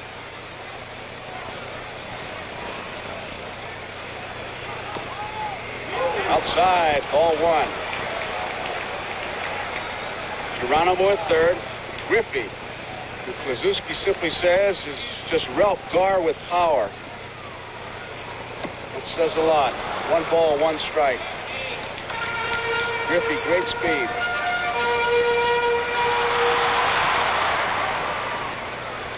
At the winning RBI in game number 3 of the championship series.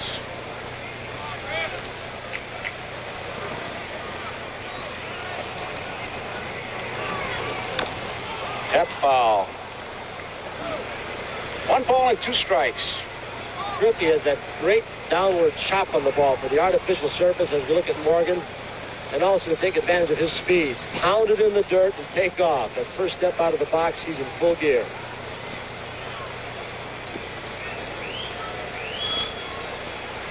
Sparky Lyle in relief of Doyle Alexander. 5-1 Cincinnati. Bottom of the 7th. Chase the bad ball, and that's all for Griffey. So that ends the inning, but the Reds scored 2. At the end of 7, it's Cincinnati 5, New York 1. It's kind of interesting. Everybody going down to Commissioner Kuhn's box to try to get a statement. High, ball 1. That was Augie Borgie of the New York Daily News. Going to have to be some official announcement here because, I'll tell you, boy, Commissioner Kuhn getting on the hotline now, picking up the phone, talking to somebody. The ball is popped up. Johnny Bench, who can really catch those foul balls, has got it. Steel trap. Boy, he does that so well, Marty. Probably better than anybody in the National League, Joe. The guy simply can do it behind the plate. I don't know that you can say enough about Johnny Bench to really give him credit for the defensive work. Have you ever seen him miss a pop foul? I've never seen him miss one in 3 years. Same with Joe. He never missed one. Good thing I'm humble. Here is Roy White, who's hit the ball hard all day today, but he's 0 for 3. You may have noticed some tape around Johnny Bench's left thumb. It's just swollen, bruised, one of those, what would you call it, I guess, hazards of the job. There's a base hit. Roy White singles to left field. Foster plays the big hop. And Roy White is on. Johnny Bench is going out to talk to Gullett, and here comes the Cincinnati trainer as we look at Roy White at first base. Larry Starr is the trainer, and here comes Sparky Anderson now. What do you think, Marty? I don't really. It looks like now he indicates something is wrong with his right ankle, Joe, and apparently it's something that's just come up because Don has had no point in the season when your pitching staff is dog-tired. Sparky Anderson can turn to Pedro Bourbon. Thurman Munson is in the batter's box, and we've got a pinch hitter coming out of the Yankee dugout, a pinch hitter for Piniella. Munson is 1 for 3. Takes it high and inside, ball 1. McEnany continues to throw, and now the guy that you talked about earlier, Raleigh Eastwick, has gotten up. This is usually his time in the ball game. Foul ball out of play. There you see him. Raleigh Eastwick is the right-hander. Will McEnany is the left-hander. Boy, they were really the Gold Dust Twins last year, weren't they? That they were. There you see Roy White leading off. Tap down the third base line. Bourbon's going to have to hustle. Got him. Nice play by Bourbon. Munson running hard is out at first. Roy White takes second. Munson runs fairly well. When you hit a ball like this, you don't get that good a jump out of the box. I'll tell you who made a pretty good cheat job down at first base as Bourbon ranges far to his right. Tony Perez got off that base kind of quickly, like a bullfighter. Here is Carlos May. He is the pinch hitter for Lou Piniella. He's been a designated hitter most of the year. Strong-looking hitter. Chokes up on that bat. Hit .259.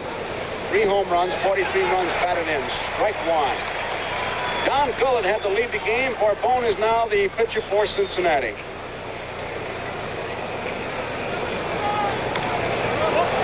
Line drive, right field. One-hand grab by Griffey. And that ends the inning. So we go to the bottom half of the 8th inning to score. Cincinnati 5, New York 1. Perez and Dreesen. A preliminary report from the Cincinnati clubhouse that Don Gullett sprained his right ankle.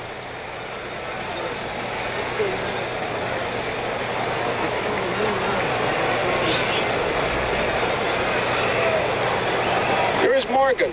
Hit a home run. Give the Cincinnati Reds a lead in the first inning. Takes it outside, ball 1. Fly to left and was out on strikes. Boy, there's a stream of reporters going down to see the commissioner. Now Will Grimsley, the AP's down there trying to get a report.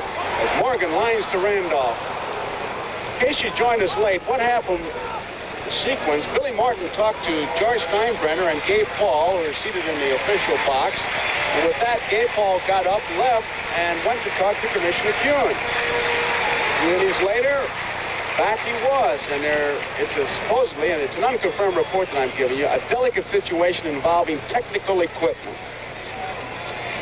They've also talked to Lee McPhail, who is the Lee Wire, the umpire. Talked to everybody except Secretary of State Henry Kissinger. 1 ball, 1 strike on Tony Perez.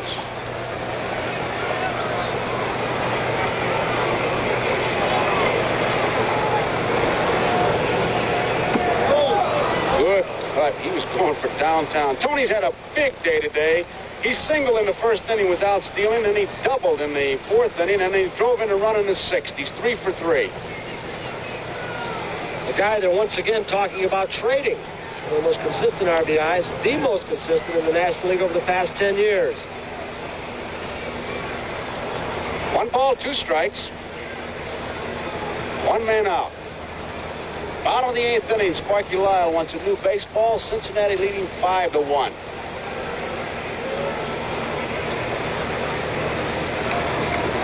Sparky with that chew of tobacco like he's got the mumps. Foul out of play. What do you think Larry Bowa went through to him as he walked by? I saw that disgusted look he gave Bench on your pregame show. Bench just had a little water. 1 ball, 2 strikes. Chase the bad ball. Perez is out on strikes. Munson has to tag him.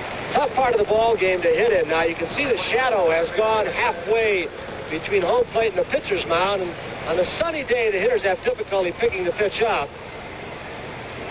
They're going to score runs daytime here. Do it early.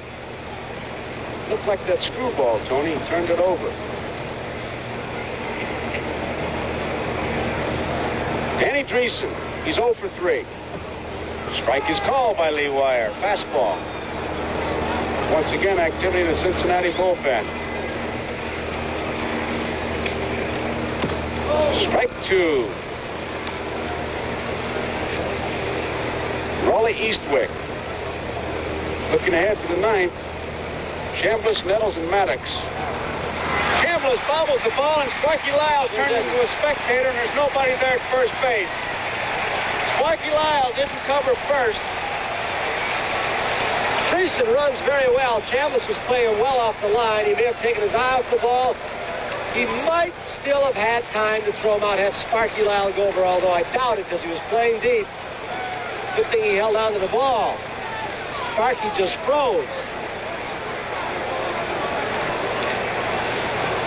2 outs. And here is George Foster.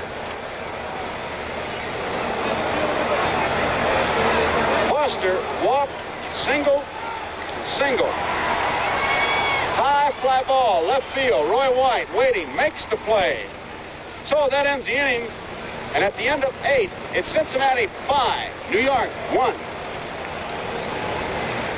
We look at the commissioner's box, and he's on the telephone. The official announcement is we get it from Bob Wers, and he's here to make sure I say it right as we watch the commissioner still on the phone. Bouncing ball, and Perez takes it, and Chambliss is out. The Yankees were given permission to use people in the upper deck with technical equipment to help them set up the defense. When it was set up, there were some variations as to what was previously agreed to, and the commissioner was not satisfied with the new setup, and so he withdrew his permission for the day. They'll have another meeting, cinch, and come up with something. So there's all the intrigue as we watch Greg Nettles. 1 out. Cincinnati leading 5-1. We're at the top of the 9th. Right at Tony Perez. One-hand grab. And they're 2 away. Ball was hit hard, but right at him. Here's Nettles' line drive. Tony Perez, of course, playing deep for the left-handed batter and had to backhand that hard-hit liner just off the edge of the AstroTurf. Joe, we were talking yesterday about Tony Perez, one of the most underrated first basemen defensively in baseball. That's what his manager says about him, and there you see him as we got a pinch hitter for Maddox. Oscar Gamble has come on to pinch hit with nobody on. 2 men out. Top of the 9th, Cincinnati leading 5-1. Bourbon in relief of Gullett, who sprained his right ankle. Ball 1 outside to Gamble. Oscar Gamble.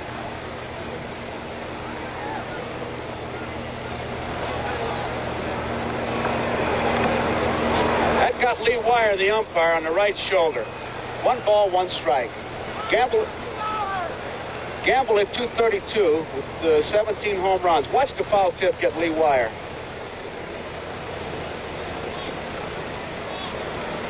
Right off the right shoulder. Boy, that hurts.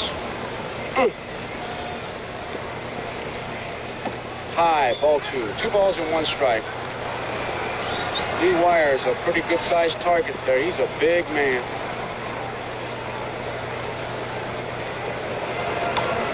Popped up, foul territory. Drifting over Rose. May have a play.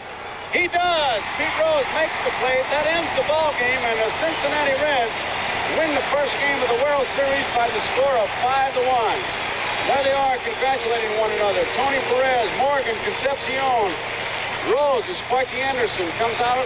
Larry Shepard. The Cincinnati Reds defeat the New York Yankees in the first game by the score of 5-1. Don Gullett was the starter, had to leave because of a sprained ankle. Gullett is now 2-1 in World Series competition, and Marty Heat didn't look fast out there. So, the Cincinnati Reds head to the clubhouse, and they are the victors, and we'll be right back with some interviews, talk to the players right after this.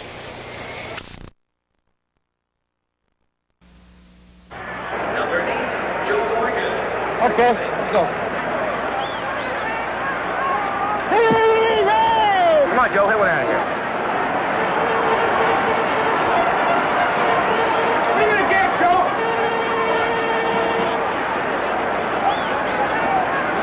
Get out of here. We put him in a gap. We put him in a real gap. Hey, man, let's go. Hey, let's go to work. Let's go. Let's play baseball. Let's play baseball. Not the attack. Let's play baseball. Yeah. He put him in a gap, Bates. Yeah.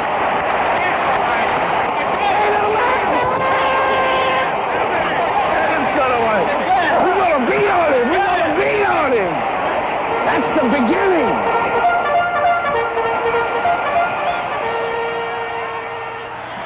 Like Sparky Anderson said, that was the beginning. The beginning of the 1976 World Series. It all really begins in October with the League Championship Series, which you must win to get into the World Series. 9th inning, the Reds 2 runs down to the Phillies. George Foster hits a home run, and now they trail by only 1 run. It comes in the 3rd game. The Reds won the first 2 and only need 1 more win for a sweep of the pennant.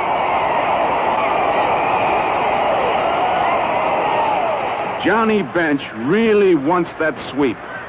Ron Reed wants to prevent it. But Johnny Bench is going to get it.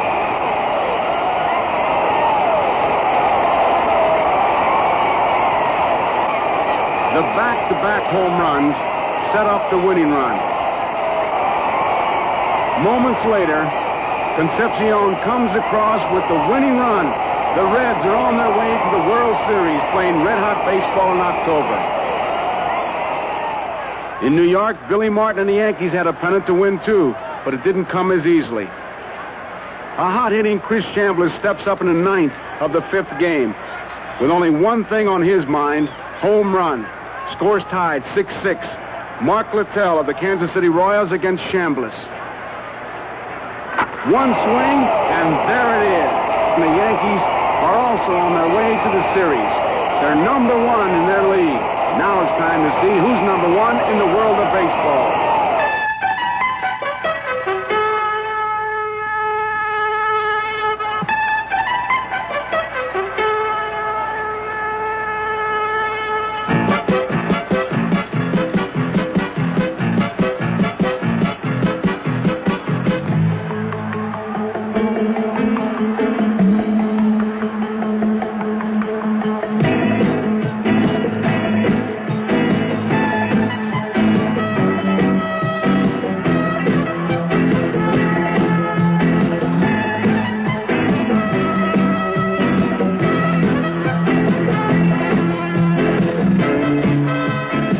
October 1976, and the New York Yankees and the Cincinnati Reds meet in the opening game of the World Series in Reds country, Cincinnati's Riverfront Stadium, and the fans are here to see their Reds play baseball.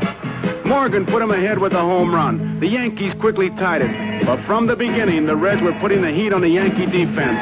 Here's the first commercial. Perez, not the fastest runner on the club, tries to steal. Although he's out, he got the message across. 3rd inning, Dave Concepcion hits one in the gap. Watch him put the heat on the Yankee outfield as he digs for 3rd. And that's the kind of baseball they play in Reds country. Pete Rose brings him home with the sacrifice fly as the Reds move ahead. And they're still moving in the 6th. Ken Griffey bounces a double play ball to short. But watch Rose keep up the attack as he says hello to Willie Randolph in his first World Series. Griffey's on first, and now it's his turn. The race is on. While the heat moves on. Perez singles. But watch Griffey. He can't see. Look at his head. But his legs keep moving. He knows where he's going. He's heading home.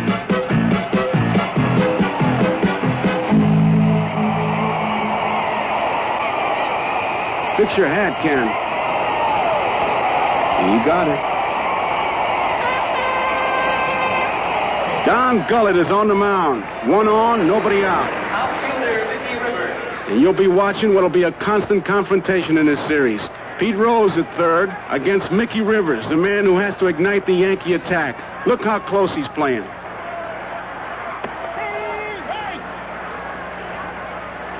Hard to tell if Mickey Rivers is talking to the umpire or Rose. Rose is challenging him. Rivers bunts. Good play by Gullett. Gets the force. That's intimidation. Billy Martin flashes the signs to Rivers. He's off. Bench shoots him out. Hello there. You stop Rivers from moving and you're stopping the Yankee attack. Play really hurt because a moment later Roy White finds himself on second after an error by Geronimo. Munson is the batter. He lines a shot to right. Watch Griffey charge it. And watch Roy White make a U-turn.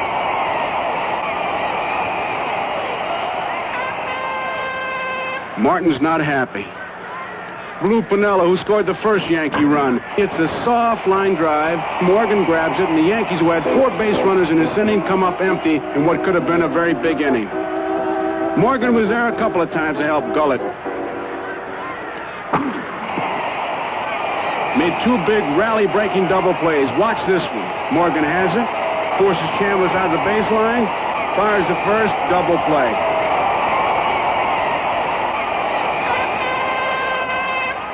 In the 7th, Gullett, with 2 men on, strikes out pinch hitter Otto Velez. All adds up to a beautiful afternoon of baseball for the fans of Riverfront. That is, except for one chilling moment. 8th inning. Gullett is struck down by something that has haunted this talented left-hander throughout his career. Injury. What was it, Al? His ankle. The loss of his ace is an uneasy moment for Sparky Anderson. Get him in and ice it. But as Gullett leaves to a hometown ovation, the Reds move on to take an easy 5-1 win. And after 3 straight league championship victories and this game today, the Reds are still hot in October. As the sun sets before Game 2, the first World Series game ever to be played on a Sunday night, the lights go on in Riverfront. And the big crowd sits back as it watches the introduction of the ball players. Don Gullett will not be in uniform for tonight's game or any of the other games in this series. He'll be missed, but the Reds figure they've got some other pitchers who can do the job. One of them is Fred Norman, who is the starter for the Reds tonight. While the Yankees call on a man with the ice water in his veins, Catfish Hunter, whose record is 4-0 in World Series play. Bottom of the 2nd, and the people of Reds country want to see their team get moving. Dan Creason, who has found a new position in this power-packed lineup as a designated hitter, lines one up the alley in left center field. Watch third base coach George Scherger tell him that, hey, 2's enough, stay there. All right, George, I will, says Creason.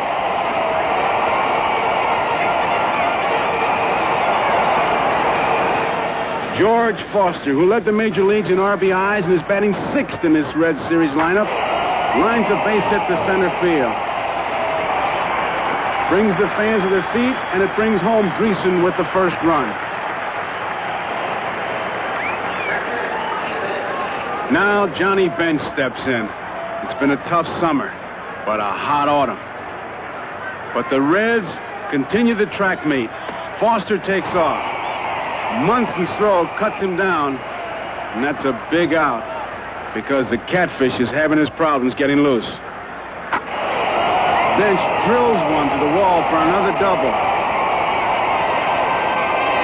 And there's nothing the Reds and those Reds fans love more than to see Johnny Bench return to his hitting form. Catfish is still having his troubles. He walks Geronimo, and now it's Concepcion. He keeps it alive with a nice, polite single, and it scores Bench. Geronimo goes to third. And they're hot in Reds country. Still only 1 out, and Catfish and the Yankees have to face some big problems.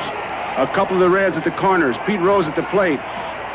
Catfish at least tries to keep him close. No way Concepcion's going to stay there. He takes off. Munson goes to third, and only a circus catch by Nettles prevents possibly 2 more runs from scoring.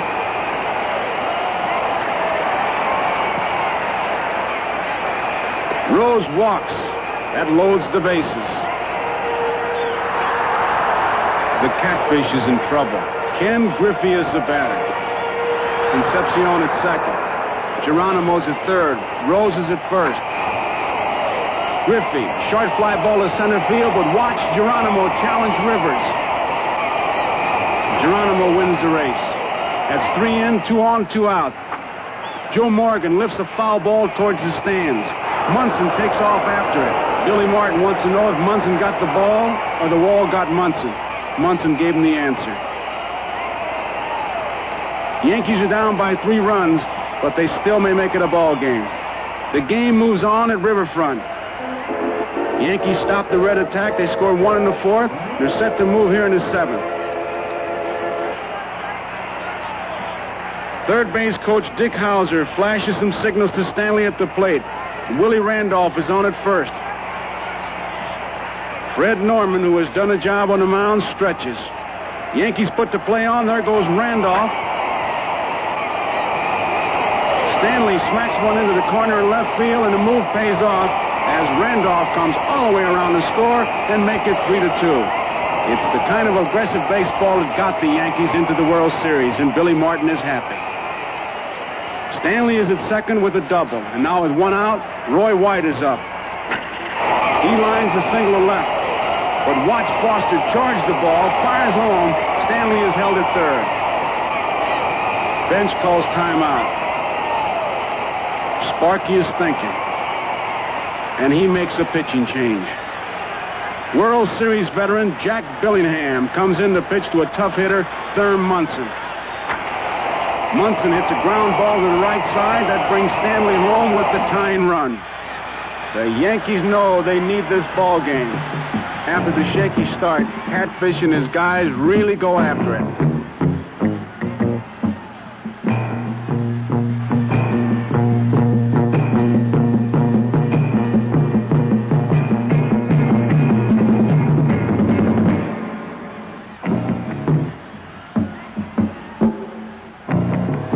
Catfish is only getting stronger as he comes down to the bottom of the 9th, and the score is still tied. He gets 2 quick outs, and then strike 1 on Ken Griffey. Strike 2, and it looks like extra innings.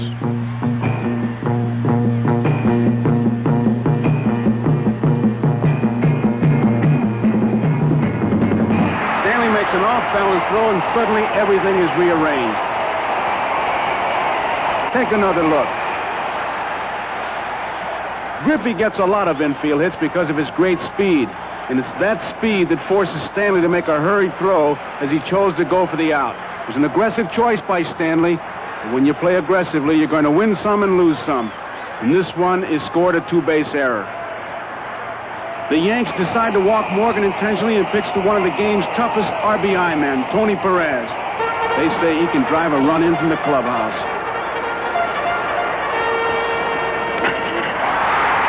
And there it is. Here comes the winning run. 3 straight playoff games, 2 straight series games. Munson tells it all for the Yankees.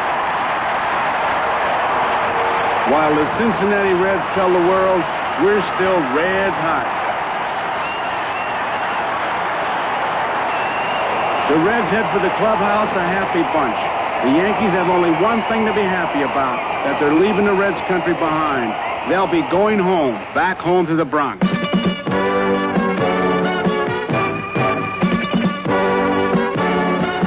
The fans are back, and after a 12-year drought, the World Series is back home in the house that Ruth built and the city of New York rebuilt. Yankee Stadium, now hosting its 30th World Series in 55 years.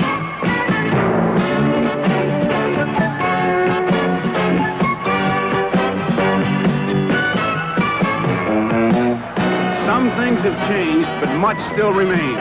Monuments of past glories and some faces of past glories. Scooter Phil Rizzuto, Monty Irvin of the New York Giants, Yogi Berra and Lefty Gomez. One thing that's new is the scoreboard, where a ball player can see what he did or didn't do a moment before. The Yankees would like to see themselves get back into this series, and they're hoping that man, Doc Ellis, a 17-game winner and a former National Leaguer, can help them stem the red tide.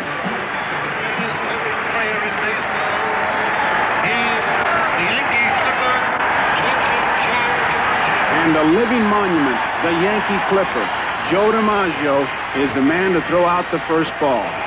Now Mickey Rivers and the packed house at Yankee Stadium are anxious to get something going in the first.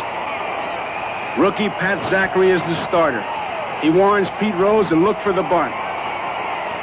Rose is in tight. Rivers checks it. Out! Still checking it. Rivers bunts. Zachary makes the play in time, but Rivers jars the ball loose, and this is what the Yankees have been looking for. Something to light the fuse.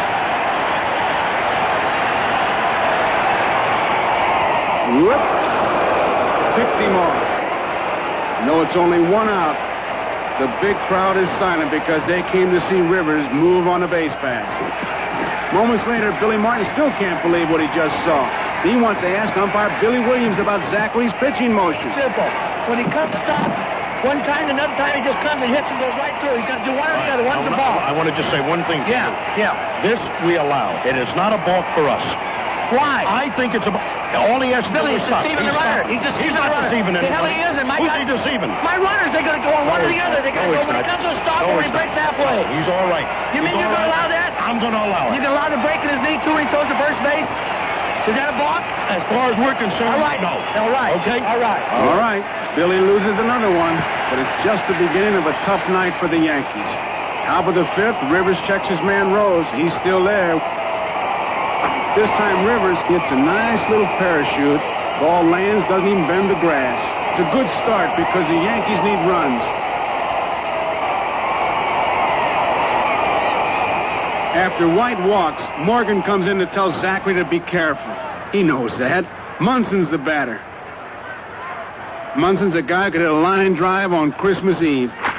He hits a line drive, but it's right to Tony Perez. Fires the second. Rivers is out. Rivers is having one of those nights. Double play, the end of a big inning. It wasn't Mickey Rivers' night, and it wasn't starter Doc Ellis' night either.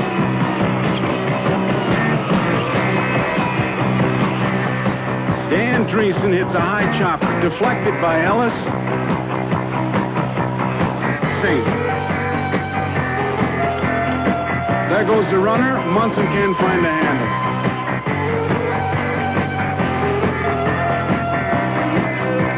Foster plugs the gap. And look at Scherger, the busiest man in town. He's even busy when nobody's running. Over Chambliss's head, Randolph makes the play. No, he doesn't.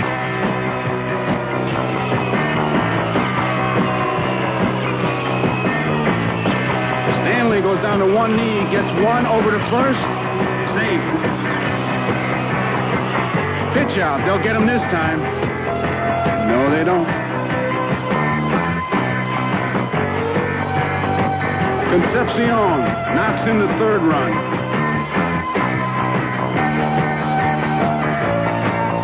He's not even sure what he wants to do.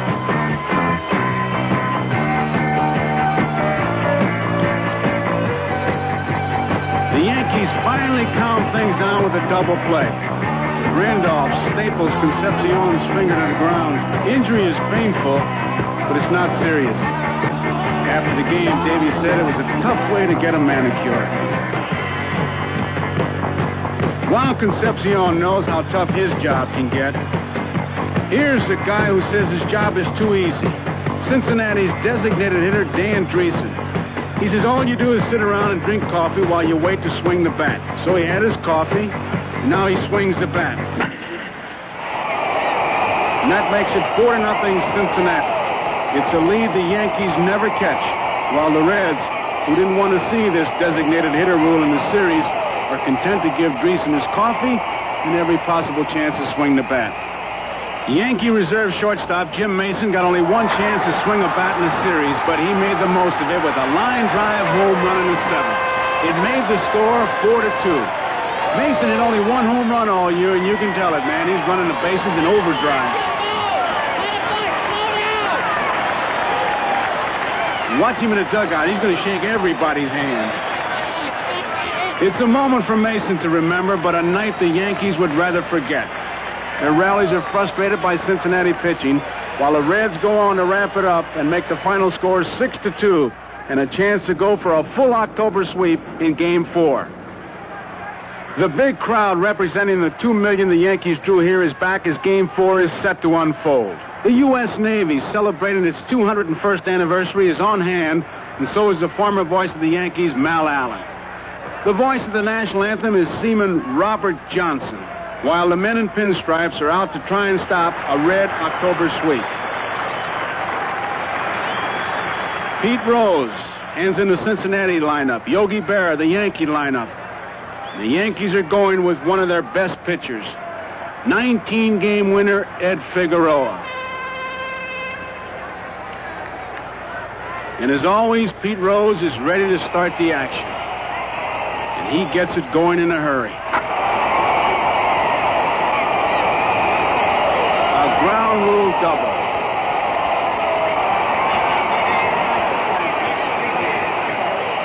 Ken Griffey, who missed winning the National League batting title on the last day, is the batter. Griffey hits a ground ball to Stanley. Fires to Nettles. They got Rose hung up. Rose turns coach and says, "Come on over, Ken." That's a mistake. Double play. And that takes care of a big inning. The Yankees playing alert, aggressive baseball. Not being afraid to make a mistake was the definition of aggressive baseball once given by manager Billy Martin. Yankees minimize the Reds' attack. Foster tries to steal. Cut down. Concepcion tries it. Out. And they make the big defensive play. With the runner at third, Griffey bounces to Randolph, gets his man. And that Yankee bench, look at it, says it all.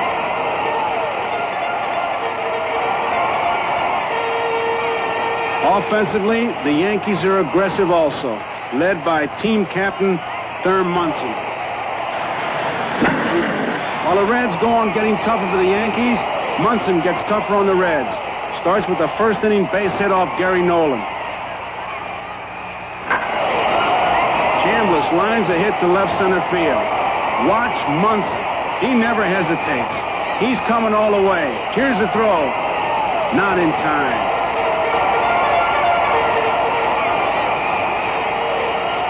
Wherever the Reds looked in this game, Munson seemed to be there.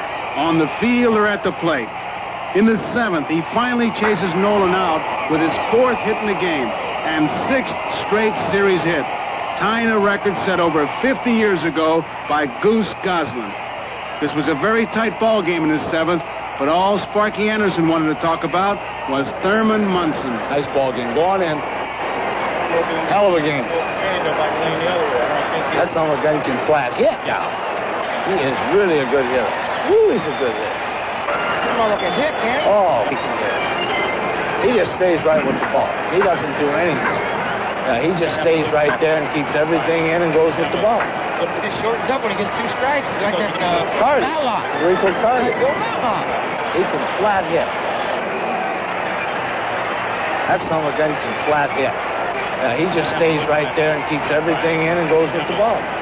What Sparky Anderson wanted to say was that Munson can flat hit. While the Reds talked about the Yankee catcher, the Yankees will be talking about Johnny Bench all winter long. As always, he was all over the field on defense, trying to catch everything in sight.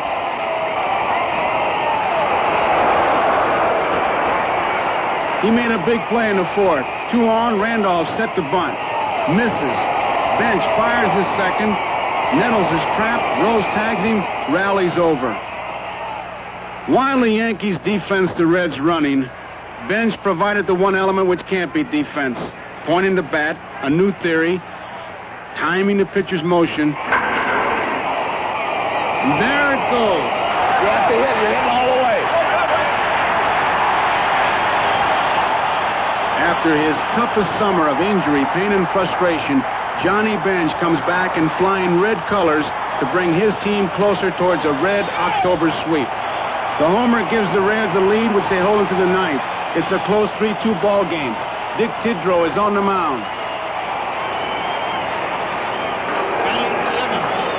Let's play baseball. Once again, it's Johnny Bench. Get a boy. Get out of here. Get out of here. Boys, I got news for you. We're going to be world champions again, Sugar Bear. I got news for you. We are now going to be world champions again. Huh? No, I mean, you know, if our big men don't swing, what do? We die. We die. We're not going to die. We don't play that way. Hey, doggy, oh, baby, now. Hey, John, Danny, that's the boy. Hey, you big champs, you. That boy.